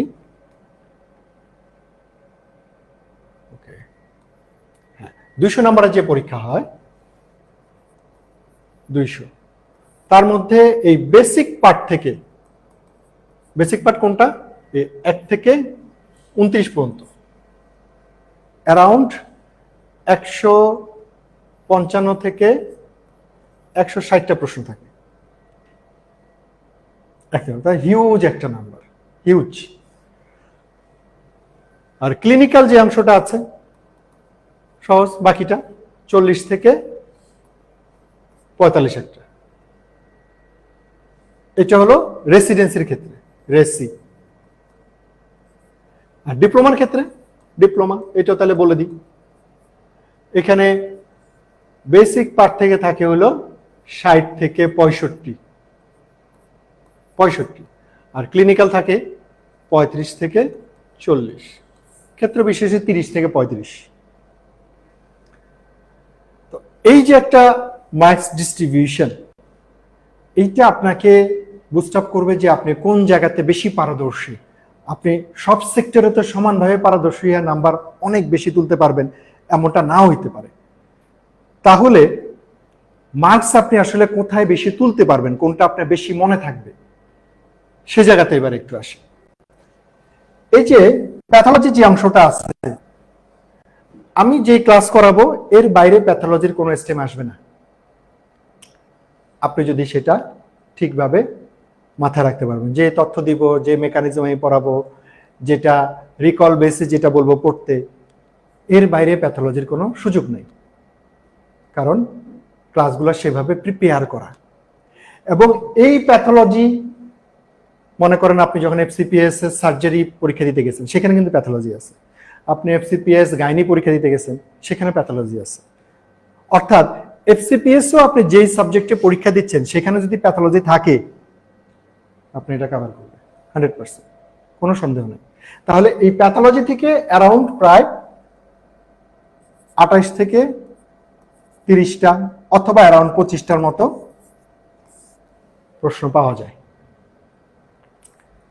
এইখানে আপনার বিশাল একটা নাম্বার তুলে ফেলতে হবে। এক, এবার আসি মাইক্রো। না, মেডিসিনটা আলাদা, মেডিসিনে শুধু ফিজিওলজি থাকে আর ডেভিডসন থাকে। মাইক্রোবায়োলজিও সেইম, যে শীট আছে এবং যে ক্লাস, কোনো স্টেপ মিস হবে না। এইখানে অ্যারাউন্ড প্যাথোলজির মতো 25 থেকে 30টা। ফার্মাকোলজিও সেম, বায়োকেমিস্ট্রিও সেম, হেমাটোলজিও সেম। তাহলে এই বায়ো এবং হেমাটো এই দুটা মিলে কোশ্চেন থাকে প্রায় 15 থেকে 17টা। আর ফার্মাকোলজি ইটসেলফ এটা থাকে অ্যারাউন্ড 25টার মতো। ফিজিওলজি এটা থাকে 35টার মতো, 30 থেকে 35। এই তিনটা আপনি হুবহু প্রতিটা স্টেমের প্রায় কমন পাবেন। ফিজিওলজি প্রায় 90 থেকে 95% কমন পাবেন। অ্যানাটমি আপনি কমন পাইলে বুঝবেন না যেটা কমন পাইছেন, এটি হলো সমস্যা। তাহলে সেই জন্য আপনাকে অ্যানাটমিটা বেশি বেশি করে রপ্ত করতে হবে। ক্লাসগুলো এক্সেলেন্ট হয়, শীট আছে, যত বেশি ক্লাস করা এবং যত বেশি আপনি বারবার পড়বেন দেখবেন যে জটিল বিষয়গুলো আস্তে আস্তে কিন্তু ক্লিয়ার হওয়া শুরু হয়েছে। অসুবিধা নাই, আপনি এই অ্যানাটমি থেকে যেই 30টার মতো প্রশ্ন আসে সেখান থেকে আপনি 20 থেকে 22 কারেক্ট করেন, অসুবিধা নাই। এগুলো তো বুঝবেন 20 থেকে, 100% না, 20 থেকে 22 পর্যন্ত কারেক্ট করলে তো আপনার সব, আপনার তো 200-তে 200 পাইতে হবে না, 180 পাইতে হবে না, 70 পাইতে হবে না, এটা তো ঠিক। আচ্ছা, ফরেন্সিক থেকে আসা শুরু হয়েছে, দেখলাম 4 থেকে 5টার মতো প্রশ্ন ফরেন্সিকে আসে। আর ফ্যাকাল্টি কোশ্চেন, ফ্যাকাল্টি যেটা আছে, এই ফ্যাকাল্টি ক্লাসগুলো আমরা যেটা করি আপনাকে শুরু থেকেই অনলাইনে সেটা দিয়ে দিই, অনলাইনে ক্লাসগুলো দিয়ে দিই, শিটগুলো আপনি অফিস থেকে নিতে পারবেন, ফ্যাকাল্টিগুলো আলাদা একসাথে। আমি পরামর্শ দেই এই ফ্যাকাল্টির ক্লাসগুলো শুরু থেকেই আপনি 10 দিনে একটা ক্লাস অনলাইনে করেন অথবা 12 দিনে একটা ক্লাস অনলাইনে করতে থাকেন। সেটার পরীক্ষা আছে অনলাইনের মধ্যে, সেটা পরীক্ষাটা দেন, এখানে ক্লাস পরে চিন্তা করেন, আপনি আপনি অনলাইনে করে ফেলেন। এই যে আমরা এখন কোথায় পৌঁছে গেছি, আপনার অফলাইনে যে ক্লাসটা নিচ্ছি সেইটা ওই দামি ক্যামেরা দিয়ে রেকর্ড করতেছি, সেটা আবার ইনস্ট্যান্ট অনলাইনে কিন্তু আপলোড করে দিতেছি। তাহলে এই যে আপনি অফলাইনে ক্লাস করলেন, সেম ক্লাসটা যখন আপনি ওখানে দেখবেন আপনার কিন্তু সব মনে পড়বে, কোনটার পরে কোনটা কি বলছিল ভাইয়া, কোনটার পরে কি বলছিল ভাইয়া। ডিফারেন্ট না যে আরেকজন গিয়ে আরেকটা ক্লাস যে বা কথা মিলতেছে না বা অন্য একটা ক্লাস করতেছেন, ব্যাপারটা এরকম হবে না। আপনি এখানে যা করতেছেন অনলাইনে গিয়ে ক্লিক করে দেখবেন যে সেখানে কিভাবে ক্লাস করতে হয় সেটা অফিস থেকে দেখিয়ে দিবেন, খুবই ইজি প্রসিডিউর, কোনো সমস্যা নেই। সো যেটা বলছিলাম, তাহলে ক্লিনিক্যাল সার্জারি বলেন, মেডিসিন বলেন, প্রতিটা ক্লাস প্রতিটা শিট আপনি 10 দিনে একটা করে শেষ করার টার্গেট নেবেন। এগুলোর মতো চলতে থাকুক, আপনাকে একটা চান্স পাওয়ার মতো জায়গায় যাইতে হবে। তো আপনি রেগুলার কিভাবে পড়াশোনা করবেন সে জায়গাতে একটু কথা বলবো, এটা শেষ করে নিই। দেন বেসিক সায়েন্সটা একটু দেখেন। বেসিক সায়েন্স যারা পরীক্ষা দিবেন তাদের কিন্তু 40-45টা আসে না, তাদের আসে 30টা, 32টা বা 25 থেকে 30টা এইরকম ক্লিনিক্যাল কিছু প্রশ্ন থাকে। কোত্থেকে থাকে? মেডিসিন থেকেও থাকে, সার্জারি থেকেও থাকে। তাহলে মেডিসিনে যে দেখেন cardio, recipe, neuro, gastro, endocrine, general surgery একটা আছে, গাইনিও, এখানে কিছু আছে। শীটে যা আছে আপনি অতটুকুই পড়েন। আর বেসিক অংশ যতটুকু আছে এখানে তো এখন 170টার মতো চলে আসবে, হয়তো প্যাথোলজিতে আরো 2-3টা বাড়বে, মাইক্রোতে আরো 2-3টা বাড়বে, সেভাবে কাভার আপ করবে। ওই জায়গাতে আপনি নাম্বারটা বেশি তুলেন। এখানে তো একটা অংশ তো আপনি পারবেন, একদম পারবেন না তো ব্যাপারটা তো এরকম না। এখানেও একটা নাম্বার আপনি তুলতে পারবেন। আর পেডিয়াট্রিক্স তো সেটা পেডিয়াট্রিক্সের মতোই ক্লাস সেটা আছে। তাহলে এখানে আপনাকে আমি একটা ধারণা দিতে পারলাম। এইবার আরো স্পেসিফিক চ্যাপ্টার ওয়াইজ যদি বলি কোন চ্যাপ্টার থেকে কতগুলো প্রশ্ন আসে, এটা এখন থেকে লাস্ট 3-4টা সেশন আগে বলা যাইতো, খুব সুন্দরভাবে বলা যেত যে নিওপ্লাসিয়া থেকে 12 থেকে 14টা প্রশ্ন আসে। বলা যাইতো সেল ইনজুরি থেকে 10 থেকে 12টা প্রশ্ন আসে, বলা যেত। একটা সময় ছিল প্যাথোলজি থেকে 39টা পর্যন্ত প্রশ্ন আসছে, 39। প্যাথোলজি এমন একটা সাবজেক্ট, আপনি যেটাতে যান, মেডিসিন, সার্জারি, যেসব জায়গাতে যান, ওই অংশটা আপনার ফেজ এতে লাগে, বেসিকটা লাগে। সেই জন্য এই চ্যাপ্টারগুলো সারা দেখে যে সে আগে থেকে পড়ে আসছে কিনা, দ্যাটস ইম্পর্টেন্ট। ঠিক আছে? তাহলে শুরুতে যখন এরকম এই কোর্স যেটা ডিগ্রি ছিল, এখন তো রেসিডেন্সি, আগে নন রেসিডেন্সি নাম ছিল, সেখানে প্রথম 6 মাস বেসিক পড়াইতো, প্রথম 6 মাস বেসিক পড়াইতো। তখন কোশ্চেন প্যাটার্নটা ভিন্ন ছিল, বেসিক থেকে এতটা প্রশ্ন দিত না। পরে সারা চিল্ড্রেনগুলো এমবিবিএস পড়ছে 5 বছর, তো বেসিক তো তার সেখানে একটা দাঁড়ানোর কথা। তাহলে কি করব আমরা? আমরা এন্ট্রান্স যে পরীক্ষাটা আছে ওখানেই বেসিকটা বেশি প্রশ্ন রাইখা ওরে প্রিপারেশনটা বেসিকের উপরে একটু বেশি নেওয়াই। সেই জন্য এই বেসিক অংশ থেকে দেখা যায় 160টা 165টা প্রশ্ন সেখানে দেয়। কোর্সে গিয়ে আপনারা কেউ বেসিক পড়াবে না, আপনারা ওয়ার্ডে জিজ্ঞেস করবে, এই তুমি বলো অ্যানাপ্লাসিয়া কি, আপনি এটা পড়ে আসছেন, মেটাসিস কেমন হইতেছে, হ্যাঁ, প্লিওমরফিক অ্যাডেনোমা এটা কি, সে ধরে নিচ্ছে আপনি এটা পড়া পরীক্ষা দিয়া চান্স পেয়ে আসছে। সেজন্য বেসিকের গুরুত্বটা এন্ট্রান্স পরীক্ষাটা অনেক বেশি। আচ্ছা, যেটা বলছিলাম, আগে এইভাবে বলা যেত, তো পরে সারা দেখলো যে স্টুডেন্ট তো বুঝে গেছে যে কোন কোন চ্যাপ্টার থেকে বেশি আসে। দেখা যায় তারা ওই চ্যাপ্টারগুলা বেশি ভালো করে পড়ে, বাকি চ্যাপ্টারগুলা খুব একটা পড়ে না। যেমন অ্যাবডোমেন থেকে দেখা যেত ওই যে 12 থেকে 14টা প্রশ্ন আসে, আবার এদিকে আপার লিম লোয়ার লিম থেকে আসতো 2টা থেকে 3টা। তাহলে আপার লিম লোয়ার লিম সেভাবে জোর দেয় না। এই পুরো জিনিসটা তারা ছিন্ন বিচ্ছিন্ন করে ফেলছে। কিরকম?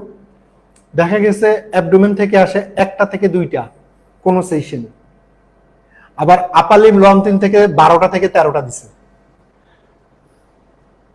আবার দেখা গেছে নিওপ্লাসিয়া থেকে দিছে 2টা, ইনফ্লামেশন থেকে দিয়ে রাখছে 7 থেকে 8টা, দিয়ে রাখছে 5। সব চ্যাপ্টার ওলট পালট করে দিছে। অর্থাৎ যেই কয়টা চ্যাপ্টার আছে এখানে কোনোটাই যাতে আপনি গুরুত্ব কম দিয়ে আপনি পড়তে পারবেন না, এটা আপনাকে মাথায় রেখে সেইভাবে প্রিপারেশনটা নিতে হবে, এই জায়গাতে এমফাসিস দিতে হবে। আচ্ছা, নেক্সট আমরা যাব যে ম্যাট্রিক্স পয়েন্ট কি করছে। প্রতিটা লেকচারের জন্য একটা করে ক্লাস টেস্ট আছে, ক্লাস টেস্ট যেটা 30 নাম্বার। আপনি এখানে ওএমআরও আপনি পরীক্ষা দিতে পারেন, সেই ক্লাস টেস্ট অনলাইনে আছে।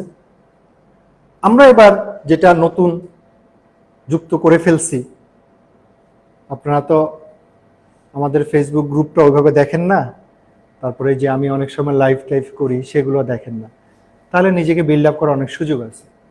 এটার কারণ নাই যে মনে করেন নিওপ্লাসিয়া চ্যাপ্টারে আপনি এখানে একটা 30 নম্বরের ক্লাস টেস্ট দিচ্ছেন, 30 নম্বর। আপনি অনলাইনে গিয়ে সেই প্রশ্নটা পাবেন, অসুবিধা নেই। বাট আমরা যেটা যুক্ত করছি, এইরকম ক্লাস টেস্ট আপনি আরো 5 থেকে 6টা অনলাইনে আছে পরীক্ষা দেওয়ার জন্য, আপনার প্র্যাকটিস করার জন্য। কোনোটাতে আছে 3টা, কোনোটাতে আছে 4টা, ধীরে ধীরে যোগ হচ্ছে। তাহলে কি দাঁড়াইলো, একটা নিওপ্লাসিয়া চ্যাপ্টার থেকে আপনি 5টা থেকে 6টা প্রশ্নে যদি নিজেকে জাজ করেন, কোনোটা খুব কঠিন কোশ্চেন দিছি, কোনোটাতে একটা স্ট্যান্ডার্ড মান বজায় রাখছি, কোনোটা একটু প্রিভিয়াস কোশ্চেনটা বেশি দিছি, বিভিন্নভাবে আপনাকে সেখানে টেস্ট করার অপশন রাখা হয়েছে। তাহলে আপনি বুঝতে পারবেন যে আপনার পড়াশোনা কতদূর হয়েছে। অর্থাৎ একটা নিওপ্লাসিয়া থেকে যদি আপনি 150 প্রশ্ন স্টেম কয়টা 5 দিয়ে গুণ করেন, হ্যাঁ 750 মনে হয় নাকি, 750 স্টেম যদি আপনি সলভ করেন, কি আছে আর তার মধ্যে, তাই না? আপনার মাথায় যদি সে কনসেপশন থাকে, সেই পড়াশোনাটা থাকে, আপনি স্টেমগুলো যখন পারবেন, একটা স্টেম ভুল হওয়ার কোনো সুযোগ নেই। প্রতিটাতে সেম কাজ করতেছে, তাহলে আপনি যদি আসলে পড়াশোনার প্রতি ডিভোটেড হন, আপনি ক্লাস করার পরে ওই মারে পরীক্ষা দিবেন একটা, এতে করে আপনার গোল্লা ভরা ঠিক আছে কিনা, এতে করে আপনার টাইম ম্যানেজমেন্ট ঠিক আছে কিনা, আর বাসায় গিয়ে বাকি 3-4টা পরীক্ষা দিতে থাকবেন। এবং সেইখানে এক্সপ্লেনেশনগুলো এত সুন্দর করে দেয়া, কেন আসলে ফলস, প্রতিটার সাথে এক্সপ্লেনেশন যোগ করছি, যাতে আপনি সেটা সলভ করতে পারেন। একটা ক্লাসের সলভ ভিডিও করছি, একটা করেছে, এক্সপ্লেনেশন থাকা সলভ ভিডিও একই কথা, অসুবিধা নেই। তারপর একটা রাখছি, একটা সলভ ভিডিও রেখেছে, আর বাকিগুলোতে ডিটেইল এক্সপ্লেনেশন প্রশ্নের সাথে সাথে আছে। এটা আপনার প্রিপারেশনটাকে যে কোন পর্যায়ে নিয়ে যাবেন, আনবিলিভেবল, আপনি চিন্তাই করতে পারবেন না। এবং ম্যাট্রিক্স বন প্রতিনিয়ত খুঁটিনাটি কাজগুলা কিন্তু করে যাচ্ছে। এখন আপনার দরকার টেবিলে বইসা ক্লাসটা করে, লেকচার শিট কইরা, বই পড়া, সে পরীক্ষাগুলো দেওয়া। তাহলে আপনি নিজেই জাজ করে ফেলতে পারবেন প্রথম সপ্তাহতেই যে ওই লেকচার সম্পর্কে আপনার কি অবস্থায় আছে। মানে এট দ্য লাস্ট আগস্ট সেপ্টেম্বরে গিয়ে আপনার বুঝতে হবে না যে আপনার প্রিপারেশনটা আসলে কি অবস্থায় আছে। ঠিক আছে, ওকে। এখন আমরা তাহলে আবার যাই যে ক্লাস টেস্টের পরে আমরা হাফ সাবজেক্ট ফাইনাল রাখছি। হাফ সাবজেক্ট ফাইনাল কি, যে ওই যে লেকচার 1, 5 এগুলা মিলে একটা কোশ্চেন থাকে। এখন হলো যে আপনি কয়েকটা চ্যাপ্টার মিলে পরীক্ষা দিলে আপনার মাথা আসলে কেমন কাজ করে। এখানে তো 5-6টা লেকচার আছে, এগুলোতে আপনার মাথা আসলে কেমন কাজ করে। 50টা কোশ্চেন থাকে, 36 মিনিটে আপনি সেখানে পরীক্ষা দিবেন। এবং অনলাইনে যে আপনি পরীক্ষা দিবেন, সেখানে কিন্তু টাইম বেঁধে দেওয়া আছে, ওই সময়ের মধ্যে আপনি পরীক্ষা দিতে পারছেন কিনা। যদি না পারেন, সেটা অটোমেটিক টাইম আউট হয়ে পরীক্ষা নিয়ে নিবে, সাথে সাথে আপনাকে মার্কস দেখাই দিবে যে আপনি কি অবস্থায় আছেন।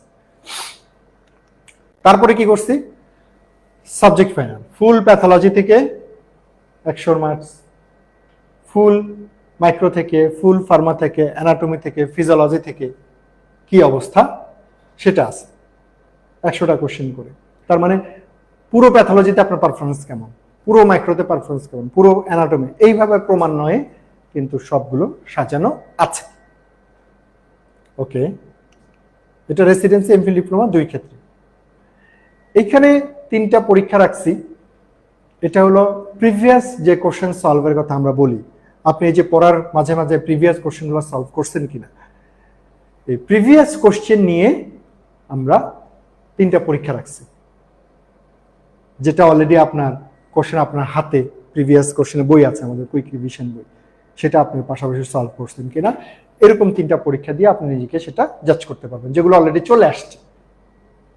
আচ্ছা, নেক্সট আমরা মক টেস্ট রাখছি 4টা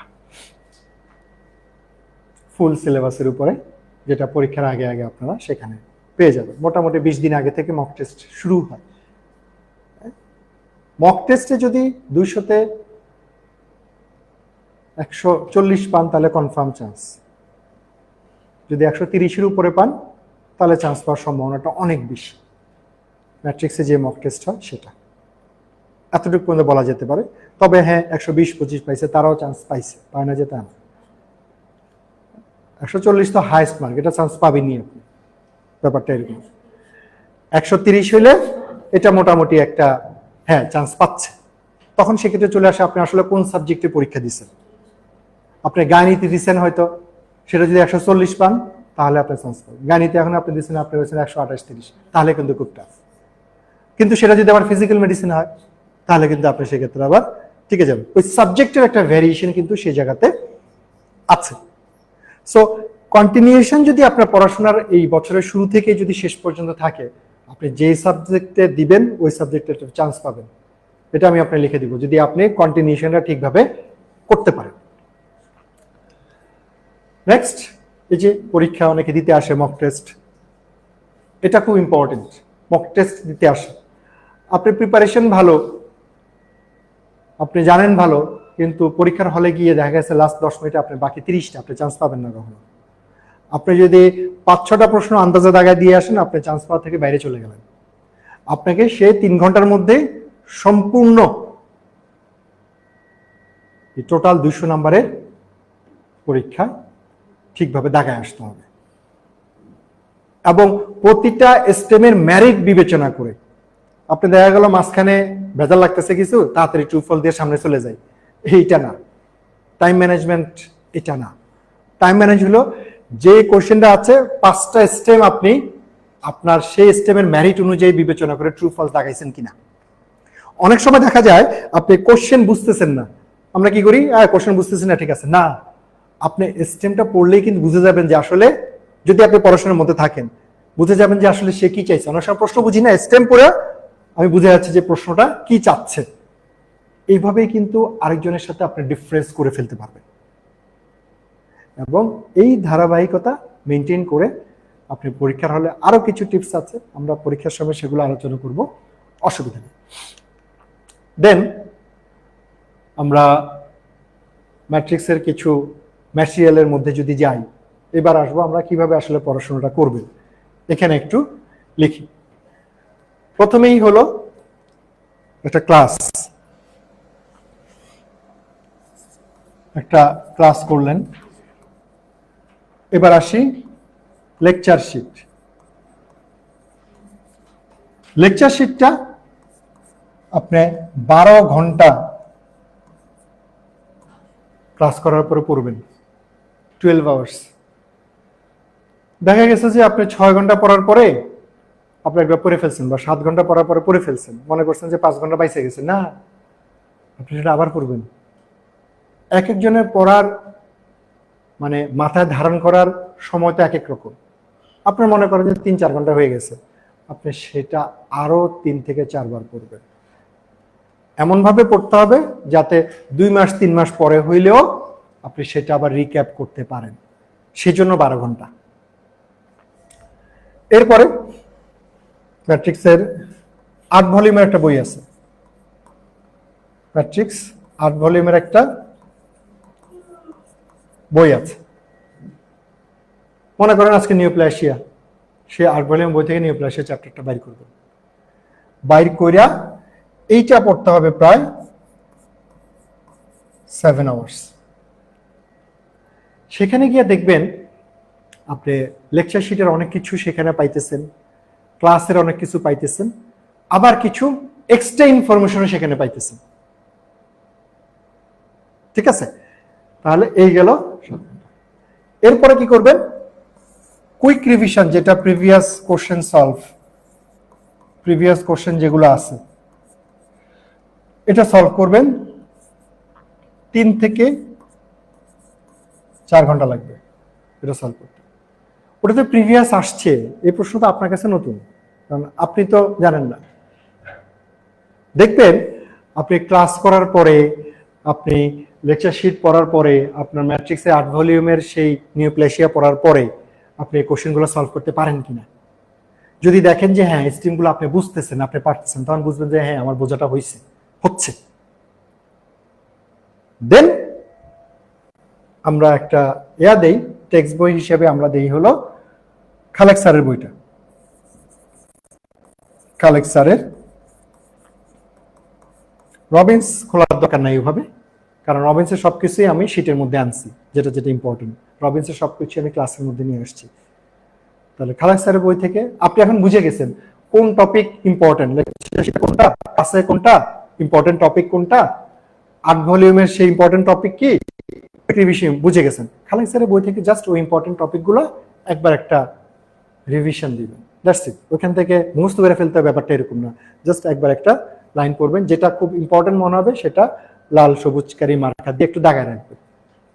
সেম কাজটা লেকচার শিটের মধ্যে করতে হবে, যে লাল সবুজ কালি দিয়ে সেখানে দাগায় ফেলতে হবে। তারপরে আপনার লেকচারে আমরা যদি কোনো কিছু অ্যাড করি সেটা পাশে ওইভাবে লিখে রাখতে হবে, আলাদা কাগজ যোগ করতে হবে। এবং লেকচার শিটটা দেখে মনে হইতে হবে যে আপনি এখানে ব্যাপক পড়াশোনা করছেন, তখন বোঝা যায় আসলে আপনি আসলে কতটুকু পড়েন। লেকচার শিট একদম নতুন হয়ে আছে, আমার বোঝা গেছে যে আপনি আসলে কিছু পড়েন না, এখানে তো দেখছেন একবার রিডিং দিচ্ছেন আর কি। হ্যাঁ, তো পড়াশোনার প্যাটার্নও কিন্তু ডিপেন্ড করে। আচ্ছা, খালেক স্যারের বইটা সেখানে 2 আওয়ার্স, সেটা খুব বেশি আমরা সময় দেই না। এইবার টোটাল যোগ করেন 19, 20, 21, 22, 24 থেকে 25 আওয়ার্স পুরো একটা লেকচার শেষ করতে সময় লাগে এতক্ষণ। তারপরে আপনি একটা এক্সাম দিবেন, ওএমআর একটা দিবেন, আর আমার অনলাইনে 2টা 3টা 4টা যেই কয়টা থাকুক সেগুলা ক্রমান্বয়ে দিতে হবে। একটা ক্রেভিং এর মতো হয়ে যেতে হবে আপনার। শপিং যেরকম ক্রেভিং, কারো যেরকম খাওয়া দাওয়া ক্রেভিং আছে, পড়াশোনার এই পরীক্ষা দেওয়ার একটা ক্রেভিং আপনাকে তৈরি করে। এটা কখন তৈরি হবে? যখন আপনি একটা এনভায়রনমেন্টের মধ্যে থাকবেন। আপনি যখন পড়াশোনার এই জায়গাতে, আপনি যখন ফেসবুক গ্রুপে থাকবেন, একাডেমিক জায়গাগুলোতে থাকবেন, আপনি যখন এই ক্লাসের জায়গাতে থাকবেন, আপনি যখন বিভিন্ন কোশ্চেন জিজ্ঞাসা করবেন, এখানে এসে কোশ্চেন জিজ্ঞাসা করবেন, তখন আপনি বুঝতে পারবেন যে না, আপনি পড়াশোনার এনভায়রনমেন্টের মধ্যে আছেন। আপনি আপনার কোনো ফ্রেন্ডের সাথে যখন কথা বলছেন, আপনি পড়াশোনা 10টার মধ্যে 4-5টা পড়াশোনা রিলেটেড কথা থাকবে, তখন বুঝবেন যে আপনি পড়াশোনার মধ্যে আছেন। কিন্তু আমরা এমন একটা বয়সে এখান থেকে আসলে পালাইতে চাই। এই সময়টাতে মনে হয় যে থাক, পড়ছি, এখন পড়াশোনা নিয়ে আলাপ করা যাবে না, এখন আমরা অন্য কিছু নিয়ে আলাপ করবো না, এটা হওয়া যাবে না। আপনি 10টা কথা বলবেন, তার মধ্যে 50% আপনার পড়াশোনা নিয়ে কথা বলতে হবে। তাহলে বুঝতে হবে আপনি এটা একটা সাইকোলজিক্যাল ইস্যু। কিন্তু আমি বলছি আবারও, আপনি যত বেশি এটার মধ্যে থাকবেন, আপনার পড়তে তত বেশি ইচ্ছা, আপনি যত বেশি পালায় যাবেন আপনার পড়তে ইচ্ছা করবে না। এটা আপনাকে মাথায় রাখতে হবে। দেখবেন যে আপনার কোনো একটা ফাংশন বা কোনো একটা কাজে 2-3 দিন পড়া হয় নাই, এরপরে আবার নতুন করে পড়তে বসতে কিন্তু অনেক সময় লাগে। এগুলো সব পরীক্ষিত, সেই জন্য সবসময় বলি যে আপনার ফাংশন অনেক কিছু আছে থাকবে, সবসময় যে একই প্যাটার্নে আপনি পড়তে পারবেন ব্যাপারটা এরকম না। সেদিন অন্তত আধা ঘন্টা হইলেও আপনি লেকচার শিটে 2টা টপিক হইলেও পড়বেন, এটা একটা ধারাবাহিকতা বজায় রাখার জন্য। এই কথাগুলো খুবই ইম্পর্টেন্ট। ধারাবাহিকতা বজায় রাখার জন্য হলেও আপনি 2টা টপিক 3টা টপিক, অনেকে অনেক কথা বলতে পারে, অসুবিধা নাই। কেউ ছোট্ট একটা পিঞ্চ মারতে পারে, ক্রিটিসিজম করতে পারে, বদার, ডোন্ট বি বদার। আপনাকে আপনার জায়গাটা অ্যাচিভ করতে হবে, সেটা অন্য কেউ এসে আসলে করে দিবে না, ঠিক আছে? আপনি যখন কোনো আপনার সিনিয়রকে, যা ডিগ্রি হয়েছে তারা জিজ্ঞাসা করবেন, সে বলবে সব করে ফেলো, খুব সহজ, এটা পড়ো ওইটা পড়ো, কিন্তু পড়তে হবে আপনাকে নিজেকে, এবং কি ওয়ে আউটে পড়বেন এইটা আপনি আমাদের কাছ থেকে শিখবেন, জানবেন, ক্লাস করবেন, এইভাবে এটা ফলো করবেন, দেন পরীক্ষা দিবেন। আপনার চান্স কেউ ঠেকা রাখতে পারবে না এই যেভাবে যদি আপনি ফলো করতে থাকেন। আচ্ছা, তারপরে পরীক্ষা দিবেন, এরপর তো একটা সিস্টেমের মধ্যে আপনি সেখানে গেলেন। এইবার আমরা আসব যে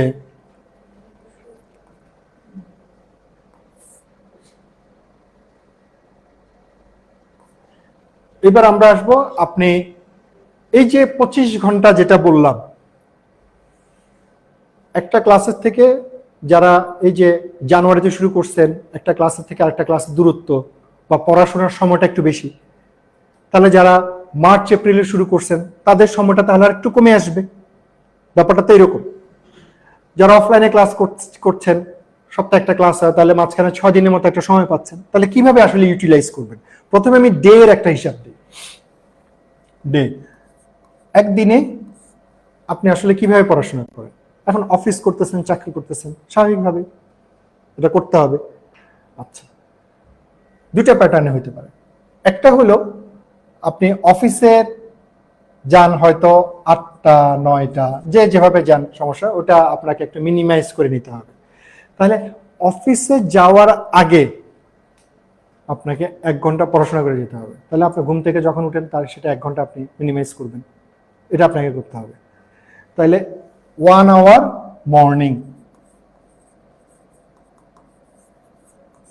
মর্নিং এ হলো 1 ঘন্টা। অফিস আওয়ারে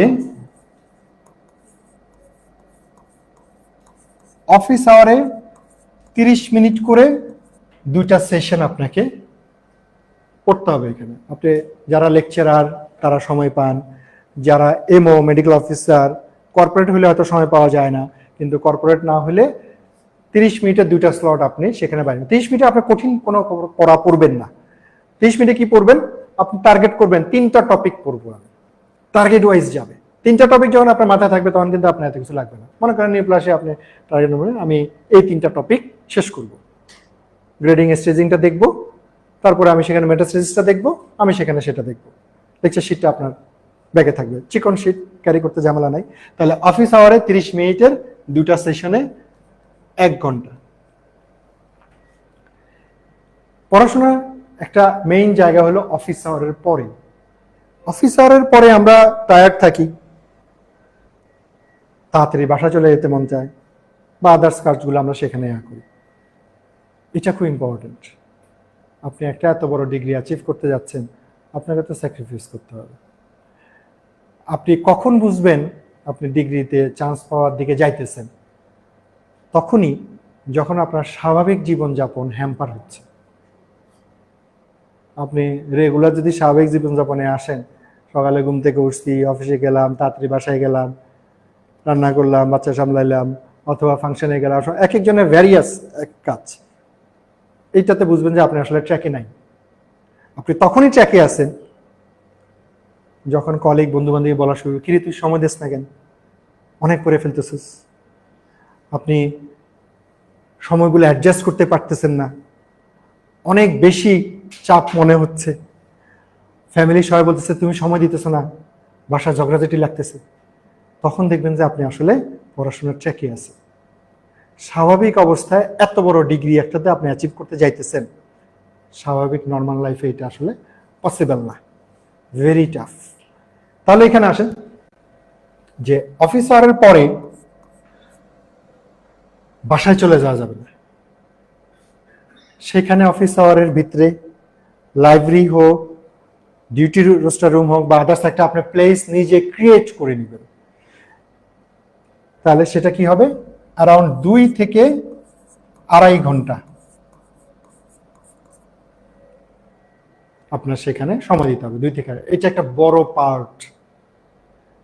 দেন আপনি বাসায় যান।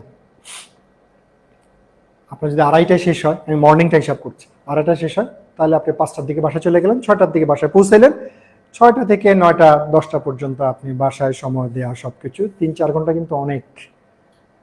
এই পিরিয়ডের জন্য অনেক। আপনি একটা পড়াশোনার ডিগ্রির মধ্যে আছেন, এই পিরিয়ডের জন্য অনেক। ঘুমাইলেন, এক একজনের বাসায় এক এক ধরনের ফ্যাসিলিটিস, সেভাবে আপনি সেটা মেনটেন করবেন। দেন 10টার সময় কিন্তু আপনার বসে যেতে হবে, অথবা 10টা 30-এ আপনার বসে যেতে হবে। 10টা 30 থেকে 12টা 30, 2 আওয়ার্স। এটা হলো যারা হেকটিক অফিস শিডিউলে আছেন তাদের জন্য।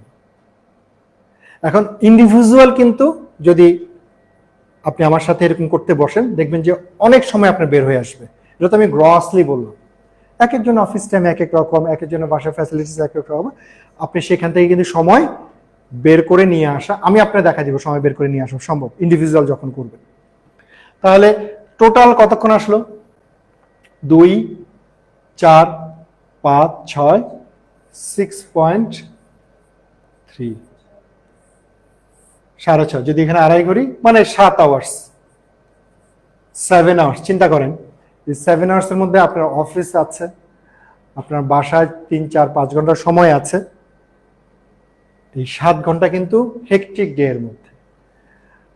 আর যিনি হয়তো এখন শুধু ট্রেনিং করছেন, যিনি হয়তো অফিস করছেন না, তার জন্য এটা রিল্যাক্সিংলি আপনার 9 থেকে 10 ঘন্টা বের হয়ে আসবে। বিলিভ ইট, আপনি এই পাথওয়েটা মেনটেন করে এই 9-10 ঘন্টা যদি পড়াশোনা করেন, আপনাকে কেউ আটকাতে পারবে না। ইভেন এই 7 ঘন্টা যদি আপনি 6:30 থেকে 7 আপনি রেগুলারিটি মেনটেন করেন, সম্ভব না আপনাকে আটকানো, কোনোভাবেই সম্ভব না। একটা ডিগ্রি করতে আসছেন, এই 8 মাস সময় দেন, আপনার লাইফ পুরো চেঞ্জ হয়ে যাবে, পুরোই চেঞ্জ হয়ে যাবে। আপনি যত ডিমোরালাইজ ভাবে হাঁটাচলা করেন, যত আইসোলেশনে চলে যাচ্ছেন বা ফ্রেন্ডদের সাথে মিশতেছেন না, বাসায় একটা এরকম পরিস্থিতি তৈরি হয়েছে, একটা চান্স আপনাকে হাই আপ করে দিবে এবং সারা জীবনের জন্য। এটা যেটা হয়েছে কি, আমরা যখন ম্যাট্রিক পরীক্ষা দিয়েছি তখন কাজে আল্লাহর কাছে দোয়া করছি, আল্লাহ এবার আমারে ম্যাট্রিক পরীক্ষাটা পাশ করে দাও। তারপরে পাশ করছেন, ইন্টার যখন দিয়েছেন সেটা একই রকম, আল্লাহ আমার এবার ইন্টার পরীক্ষাটা একটু পাশ করে দাও। তারপরে ভর্তি পরীক্ষা যখন আসছে তখনও আল্লাহর কাছে সেভাবে চাইছে, চান্স পাই দাও। সবগুলা তো একই রকম ভাবে আল্লাহর কাছে, তা আল্লাহ আপনারা কত দিব? আর দিছে তো, ডাক্তার বানায় পর্যন্ত দিছে, এবার নিজে একটু চেষ্টা করতে হবে। তো একটা লজ্জারও তো বিষয় আছে, সেই কবে থেকে চাইতেছি। হ্যাঁ, চেষ্টা ছিল, কিন্তু আর কত চাইবেন? এটা তো আপনার লাইফ চেঞ্জিং লাস্ট চেষ্টা। এটা হ্যাঁ, দুটোই করতে হবে, চাইতে হবে, চেষ্টা। কিন্তু এখানে চেষ্টার পরিমাণ কম, চাওয়ার পরিমাণটা দেখি আমি বেশি, একটা ম্যাক্সিমাম অংশ।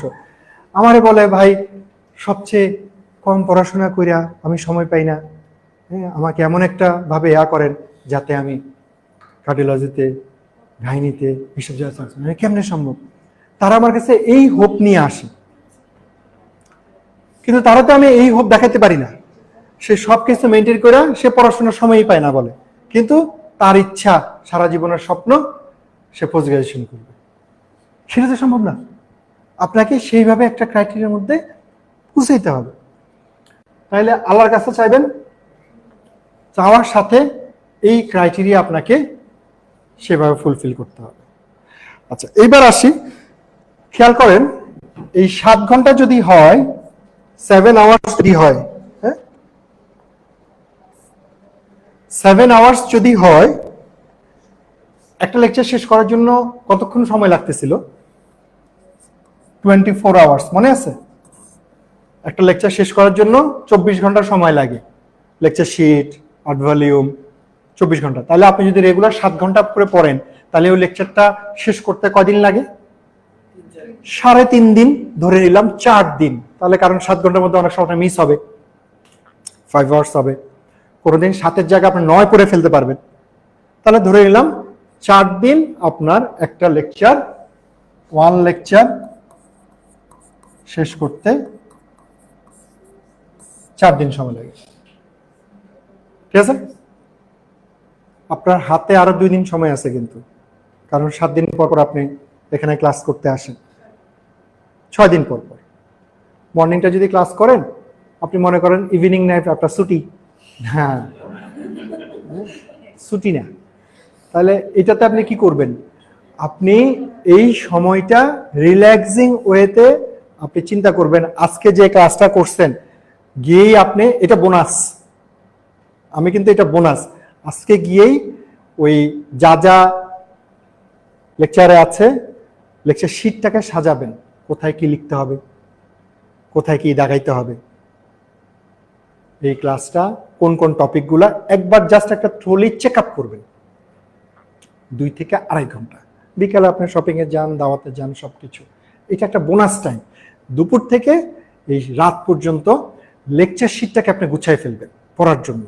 এখানে মুখস্থ করতে হবে না আপনার, আজকে রাতে আর মুখস্থ করতে হবে না, আপনি লেকচার শিটটা গোছাবেন। হ্যাঁ বলছিল এটা থেকে এটা, এটা থেকে এটা, 2 ঘন্টা এই লেকচার শিটের পেছনে সময় দিবেন।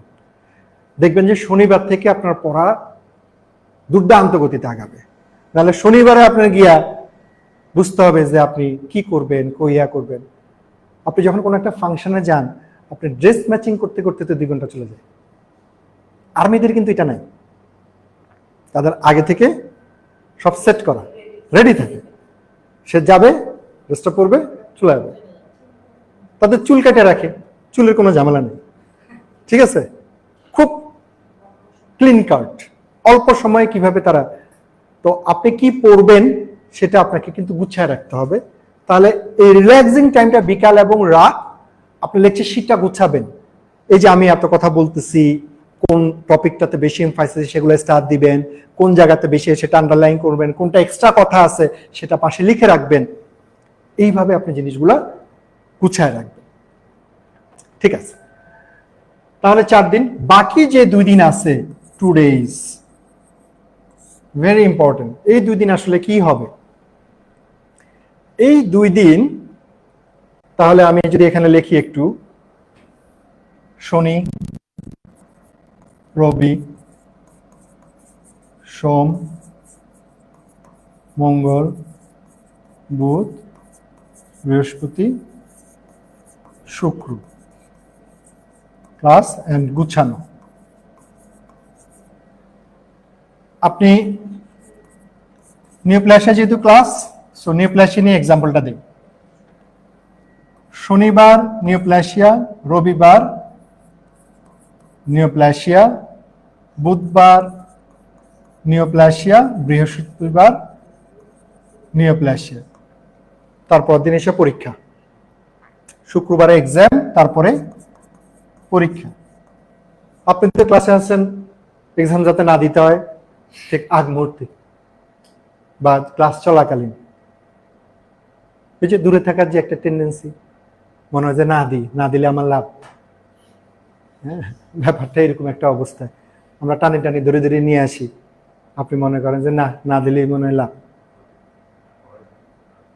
এরকম যদি হয়, আপনি ক্লাসের শেষে পরীক্ষাটা দিয়ে যাবেন, ক্লাসের শেষে। তাহলে এই যে 2 দিন আসলে বাকি থাকলো, এই 2 দিন আমি আসলে কি করব?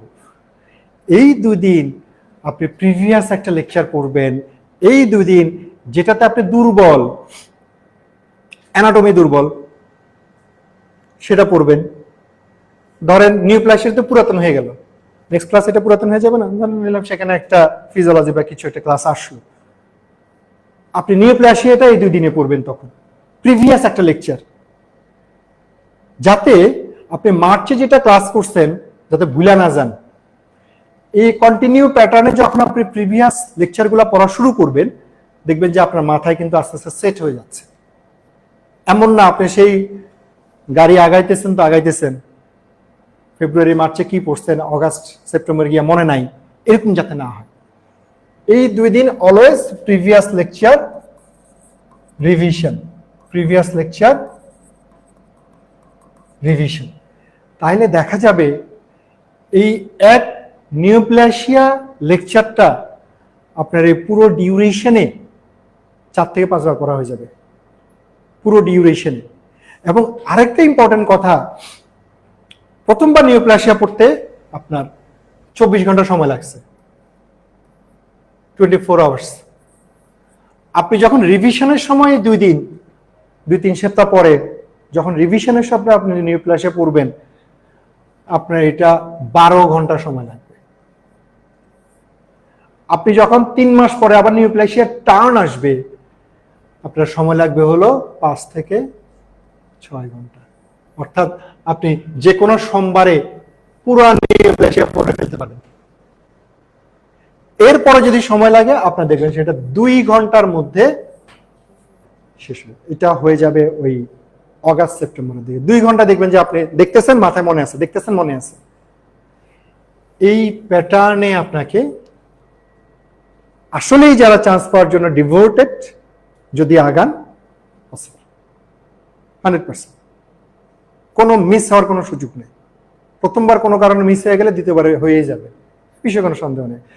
যারা পরীক্ষা দিতে যায় সবাই কিন্তু চান্স পাওয়ার জন্য ওইবারই হবে সেভাবে কিন্তু যায় না, কয়েকটা ক্যাটাগরিতে সেখানে পরীক্ষা দেয়।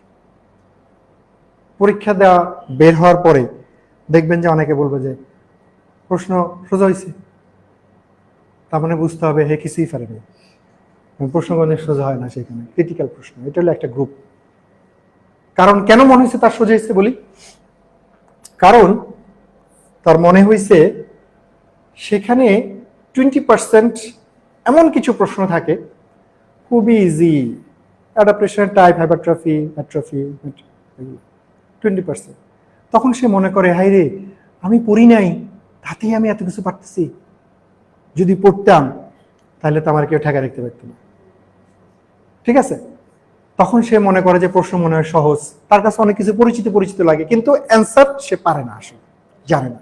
পরিচিত লাগে, আপনি 5 বছর পড়াশোনা করছেন, আপনার টার্মগুলো পরিচিত লাগবে না? অবশ্যই পরিচিত লাগে। অ্যানাটমি থেকে যখন থোরাসিক ডাক্তার আসে, তার কাছে থোরাসিক ডাক্তার আমি পড়ছিলাম, হ্যাঁ এটা তো খুবই কমন কোশ্চেন, কিন্তু অ্যান্সার যদি তাকে শুদ্ধভাবে করতে দেওয়া হয় তখন কিন্তু সে আর সেটা পারবে না। তো তখন তার কাছে এটা সহজ লাগে। তাহলে এইটা গেল এক ধরনের ক্যাটাগরি, সহজ, ইজি। তারা নো। 2 নম্বর ক্যাটাগরি হলো খুব কঠিন হয়েছে প্রশ্ন, খুব টাফ, এরাও ক্রস, এটা প্রশ্ন বুঝে নেই, তার প্রশ্ন তার রাডার ধরতে পারে নাই, তাহলে তারাও সেখানে কিন্তু চান্স হচ্ছে না। এখন যে পড়াশোনা করে গেছে তার অবস্থা আসলে কি হবে? তার অবস্থা হবে কনফিউজিং। কেন? বিকজ অফ সে বেশ কিছু প্রশ্ন পারবে, কারণ তার প্রতিটা স্টেম তাকে পড়তে হয়েছে। 200টা প্রশ্নের স্টেম কয়টা? 1000। কতগুলো লাইন পড়তে হবে? আরো 200 লাইন আছে না প্রশ্ন? 1200 লাইন পড়ার পরে তার মাথার কি অবস্থা? তাহলে সিঙ্গেল বেসটা তারও বড় বড় লাইন। ডিপ্লোমা পরীক্ষা দিচ্ছেন, 100টা প্রশ্ন, 500 আর 100 600টা স্টেম, প্রত্যেকটা স্টেম মেরিট বিবেচনা করে যদি আপনি পরীক্ষা দেন, অবস্থা কিন্তু খুব খারাপ। বাইরে হওয়ার পরে তার কাছে মনে হবে এই স্টেমগুলা ইমপ্রেশন থাকবে, সে প্রশ্ন মনে করতে পারবে না।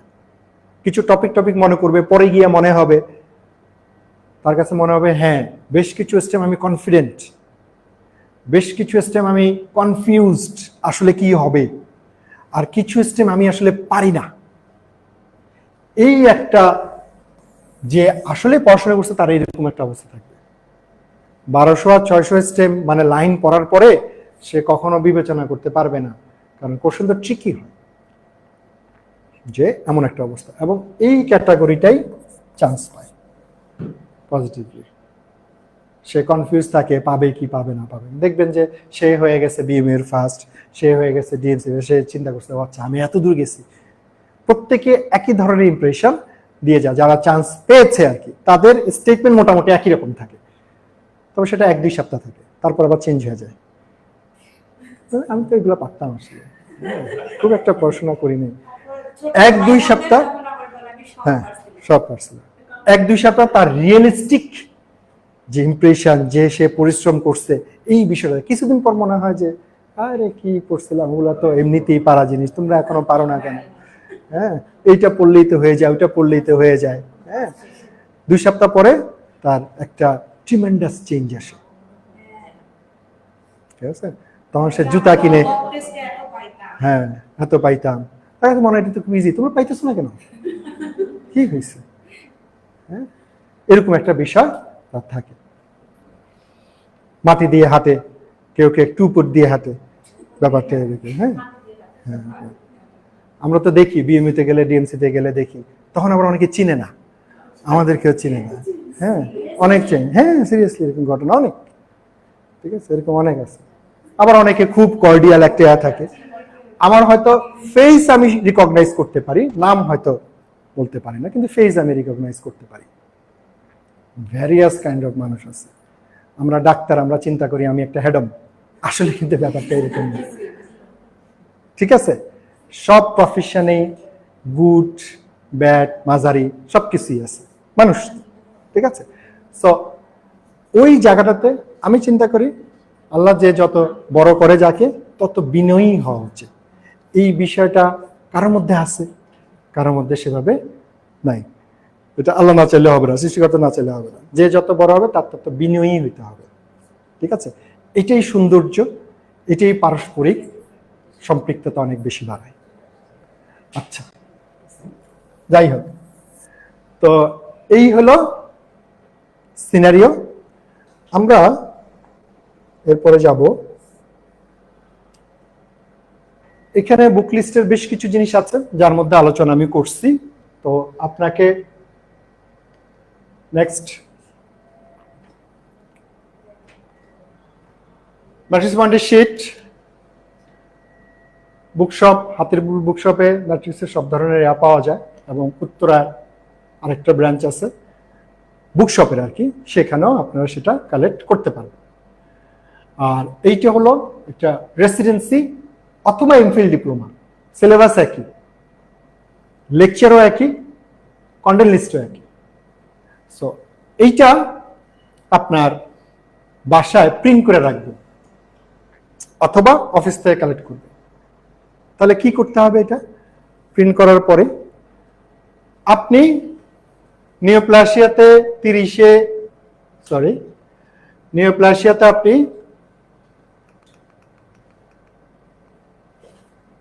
30-এ পাইছেন হইল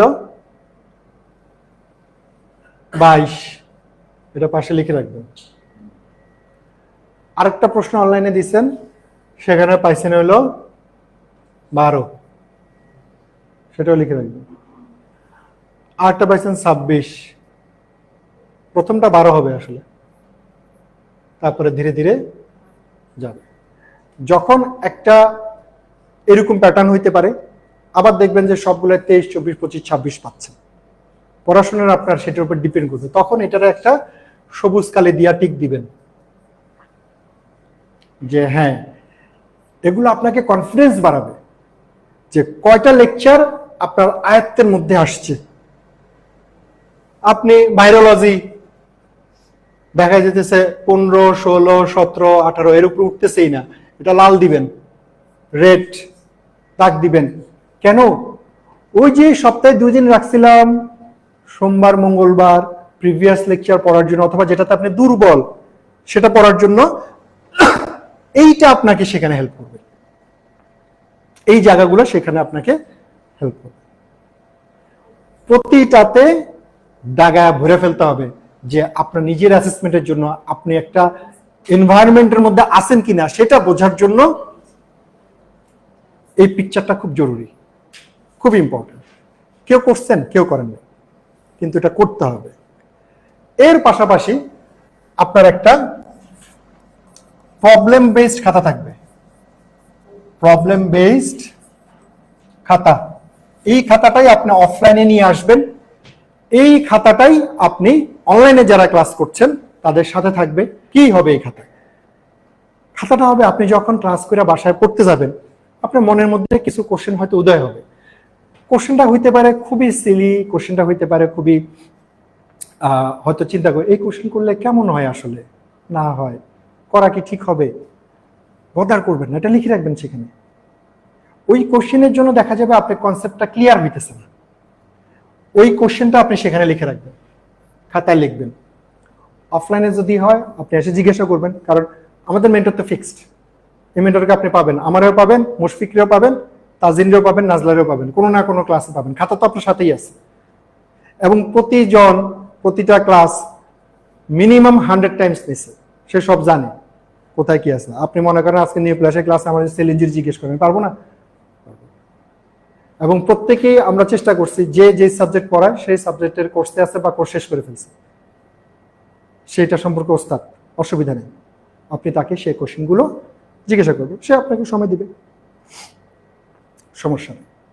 আর যারা অনলাইনে আছেন তারা ফেসবুক যে গ্রুপটা আছে আমাদের, আপনি হয়তো এখানে হইতেছে না, মাঝখানে বড় গ্যাপ, আপনি ফেসবুকে পোস্ট করে দিবেন, সবাই মিলে হয়তো 30-40 জন 50 জন তো একসাথে আকর্ষণ করতে পারেন, ফেসবুকে পোস্ট করে দিবেন। আমরা সেটা অ্যান্সার করার চেষ্টা করব এবং সেটা করি। সেটা রিপ্লাইতে আপনি কমেন্টে দেখবেন যে একটা সুন্দর একটা ডেসক্রিপশন আমরা সেখানে দিব। তা আপনারা তো সেই ফেসবুক গ্রুপের মধ্যে নাই, চুপচাপ আছেন, অ্যানোনিমাস পোস্ট করেন যাতে কেউ চিনতে না পারে, যাতে কেউ বলতে না পারে এই তুই পড়াশোনা করতেছিস।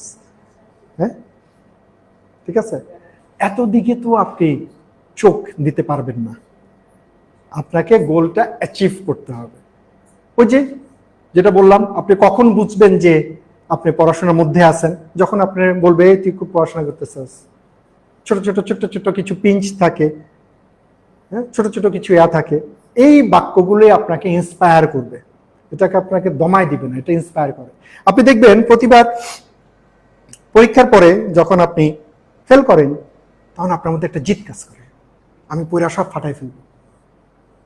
এক সপ্তাহ থাকে অবশ্য জিদটা, তারপরে আবার থাকে না, তারপরে নিউট্রালাইজ হয়ে যায়, বিভিন্ন কারণে নিউট্রালাইজ হয়ে যায়। এবং দেখবেন যে ফেসবুকে যখন বলে যে ডিগ্রি করার দরকার আছে কিনা, বলে না, কোনো দরকার নেই, তুমি ভালো আছো, তুমি যেভাবে আছো সেটাই খুব ভালো, তুমি খুব সুন্দরভাবে জীবনযাপন করতে, ফ্যামিলিতে সময় দেন, আপনি এভাবে আছেন।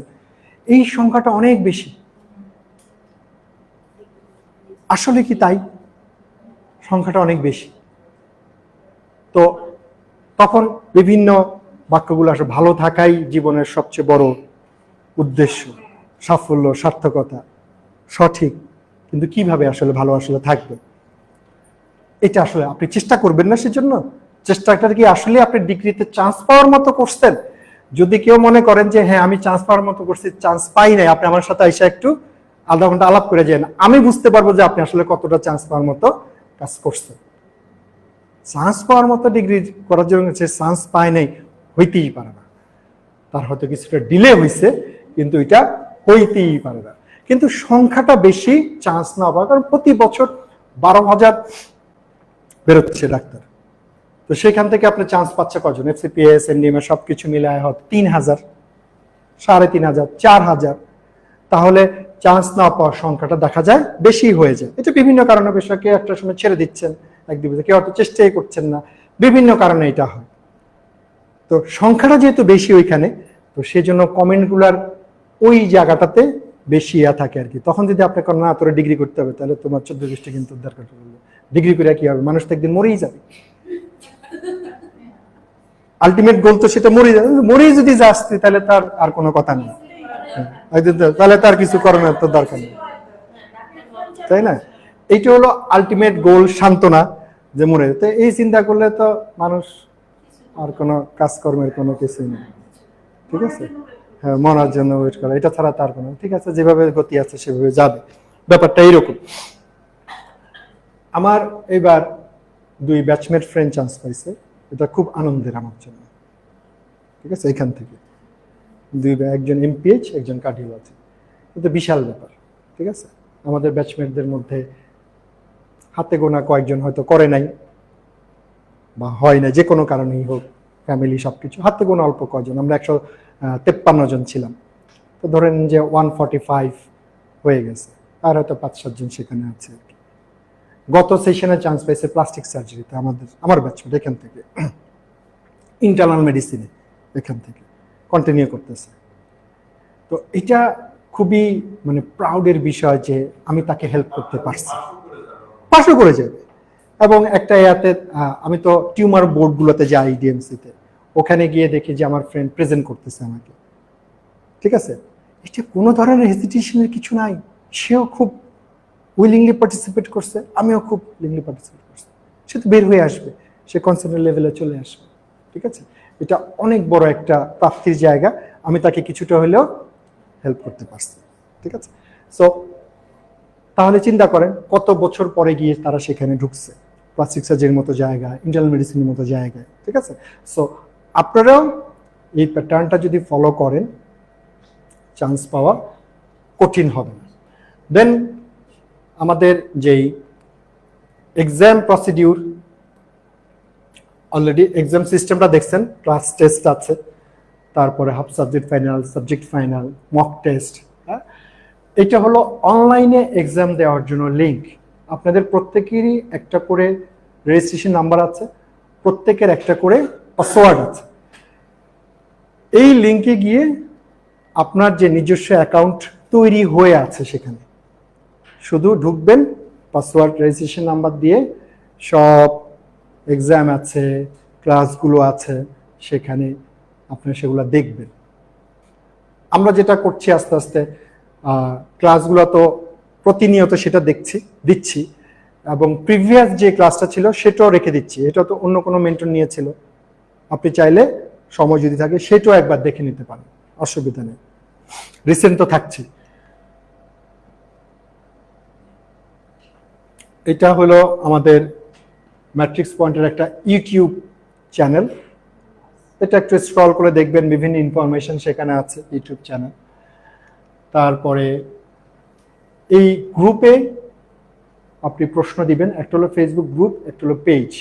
পেজে আপনারা পোস্ট করতে পারবেন না, কিন্তু ফেসবুক গ্রুপ যেখানে 68 থেকে 69,000 ডাক্তার সেখানে আছে এই গ্রুপটাতে। এই গ্রুপে আপনার যাবতীয় যে প্রশ্নগুলো আছে আপনি নিজ নামেও দিতে পারেন, অ্যানোনিমাসলি দিতে পারেন, অসুবিধা নেই, আমরা সেটা সলভ করব। এবং আমি এখন ইদানিং ছোট ছোট টপিক নিয়ে লাইভ করি, সময় পাই রাত 11টা, 11:30 সময় লাইভ করি, বেশি না, 10 মিনিট 15 মিনিট, আপনারা সেটা একটু দেখবেন। লাইভগুলো একটা পোস্টের আন্ডারে কমেন্টে নিয়ে আসবো, যাতে সবগুলো একসাথে আপনারা আস্তে আস্তে দেখতে পান। এগুলো হলো আপনার পড়াশোনার একাডেমিক এবং এনভায়রনমেন্টের মধ্যে থাকা, ঠিক আছে? এগুলো আপনারা চেষ্টা করবেন মেনটেন করার জন্য। তো আমরা এইভাবে যদি পড়াশোনার দিকে আগাই গ্রুপ ওয়াইজ, তাহলে একটা ভালো এন্ডিংয়ে যেতে পারবো। তো রেসিডেন্সি, এমফিল, ডিপ্লোমা এই প্যাটার্নে যাবে। এবং যেটা বলেছিলাম আপনাদের কন্টেন্ট লিস্ট দেখায়া 1 থেকে 29 পর্যন্ত বেসিক সাবজেক্ট, এবং এই বেসিক সাবজেক্টের যারা আপনারা এফসিপিএস পার্ট 1 পরীক্ষা দিবেন, প্রতিটার জন্য আলাদা আলাদা সিলেবাস। পার্ট 1 এর জন্য আমার আলাদা একটা ওরিয়েন্টেশন আছে, সেটা আমি অন্য আরেকদিন নিব। আজকে একটা ধারণা দিই শুধু, এই যে 29 পর্যন্ত যে বেসিক ক্লাস আছে, পার্ট 1 এর প্রতিটা সাবজেক্ট ওয়াইজ সিলেবাস আলাদা, সার্জারির জন্য আলাদা, মেডিসিনের জন্য আলাদা, অ্যানেস্থেসিওলজি, প্যাথোলজি, মাইক্রোবায়োলজি। ওইখানে কি হয়, এফসিপিএস এ বেসিক ধারণা, ওখানে দুটা পার্ট, একটা হলো বেসিক পার্ট, একটা হলো ক্লিনিক্যাল পার্ট, ঠিক আছে? ওইখানে কোশ্চেন থাকে কয়টা? 150টা কোশ্চেন। প্রতিটা কোশ্চেনের নাম্বার হলো 2, তার মানে মার্কস কত? 300 মার্কসের পরীক্ষা। এই 150-এর মধ্যে এমসিকিউ 75, এসবিএ 75। এটা হলো এফসিপিএস এর। আর পুরো সময় কতক্ষণ? একদিনে পরীক্ষা হয় 4 আওয়ার্স। প্রতি বছর এখন থেকে জুন এবং ডিসেম্বর থাকে। এখন কথা হলো, ওই যে বললাম সাবজেক্ট ওয়াইজ আপনার সিলেবাসটা আলাদা, তাহলে কি হয় সেখানে? এই যে 150টা কোশ্চেনের মধ্যে গ্রসলি আমি ধরে নিচ্ছি আপনি সার্জারিতে পরীক্ষা দিচ্ছেন। সার্জারির বেসিক পার্টে সিলেবাস এই 1 থেকে এখানে যা আছে পুরো 28 পর্যন্ত, ফরেনসিক মেডিসিন নাই, সবগুলো আছে। রেসিডেন্সির যে দেখতেছেন সার্জারি এফসিপিএস যে দিবেন, তার রেসিডেন্সির এই যে 1 থেকে 28 পর্যন্ত বেসিক পার্টে সবগুলাই আছে সার্জারি সিলেবাসে। এফসিপিএস পার্ট 1 এর কথা বলছি। হ্যাঁ, ফার্মা তাহলে বাদ গেল, আরো আছে মনে হয়, ফার্মা আছে, হ্যাঁ আছে। তাহলে শেষ করি, তাহলে 1 থেকে 28 পর্যন্ত এখানে সব আছে। তাহলে লাগবে কি আর ক্লিনিক্যালে? দুটা পার্ট, একটা হলো এফসিপিএস এর বেসিক, তাইলে রেসিডেন্সির 1 থেকে 28 পর্যন্ত সবই লাগতেছে। সাথে লাগছে হলো বেলি লাভস, বেলি লাভস। অর্থাৎ আপনি যখন রেসিডেন্সি মিশন নিয়ে শুরু করছেন, আপনার মাথায় সেট হয়ে যাবে আপনার সার্জারির 50% এফসিপিএস পার্ট 1 পড়া হয়ে যাচ্ছে। কারণ আমরা বেসিক পার্টগুলো এমনভাবে ক্লাসগুলো রেডি করেছি যাতে আপনার পার্ট 1টা কভার হয়। এবং এই সার্জারি এফসিপিএস পার্ট 1-এ বেসিক অংশ থেকে অ্যারাউন্ড প্রায় 150টা প্রশ্নের মধ্যে 75 থেকে 80টা প্রশ্ন থাকবে, আর বাকি 65 থেকে 70টা প্রশ্ন থাকবে হলো বেলি লাভ থেকে। কোত্থেকে? বেলি লাভ থেকে, এই বেলি লাভ থেকে। যারা 3-4 মাস পর একটু কনফিডেন্ট হবেন তারা শুধু বেলি লাভসের কোর্সটাতে এনরোল করবেন, আলাদা করে বেলি লাভ পড়ার জন্য। আমরা ক্যান্ডিডেটরা এই বিষয়গুলো বুঝতে পারি না, সেই জন্য দেখা যায় শুরুতে বলে আমাকে কম্বাইন ব্যাচে দেন, কিন্তু কম্বাইন ব্যাচের এই যে হিসাব, এটা সে জানে না, বোঝে না।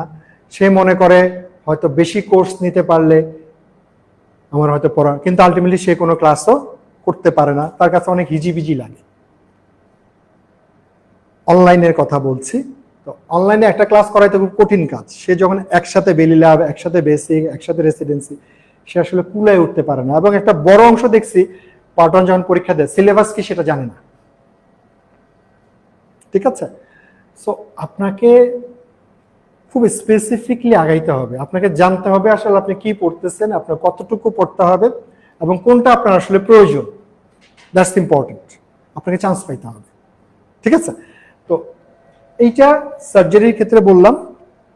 গাইনির ক্ষেত্রে একই রকম, গাইনিও হুবহু মিলে আছে, ওই বেসিকের 1 থেকে 28, আর সাথে হলো দত্ত। পেডিও একই রকম। এরপরে স্পেশালাইজড যেগুলো আছে সেগুলো ভাগ আছে। যদি অ্যানেস্থেসিওলজির কথা চিন্তা করি, অ্যানেস্থেসিওলজিতে এই যে 1 থেকে 28 সবগুলো আবার সেখানে নাই, সম্ভবত বায়োকেমিস্ট্রি নাই, আবার দেখতে হবে একটু।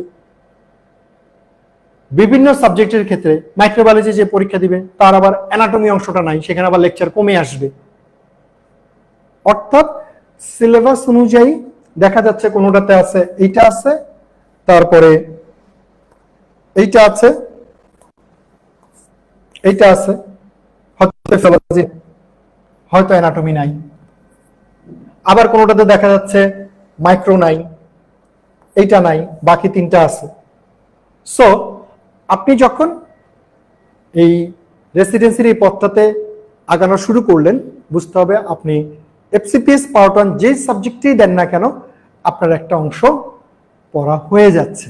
শুধু যারা মেডিসিন এফসিপিএস দিবেন তাদের শুধু বেসিক অংশ থেকে আসে হলো ফিজিওলজিটা, বাকি এগুলা কিছু নেই। আর কি আছে সাথে? ডেভিডসন। যাক, এফসিপিএস এর মোটামুটি একটা আউটলাইন অন্তত দিলাম, আর বাকিটা বড় একটা ওরিয়েন্টেশন আছে, আমরা সেখানে আবার পরের একটা ক্লাসে আলোচনা করব। তো আজকের ওরিয়েন্টেশন প্যাটার্ন ইনশাল্লাহ এতটুকুই। আমরা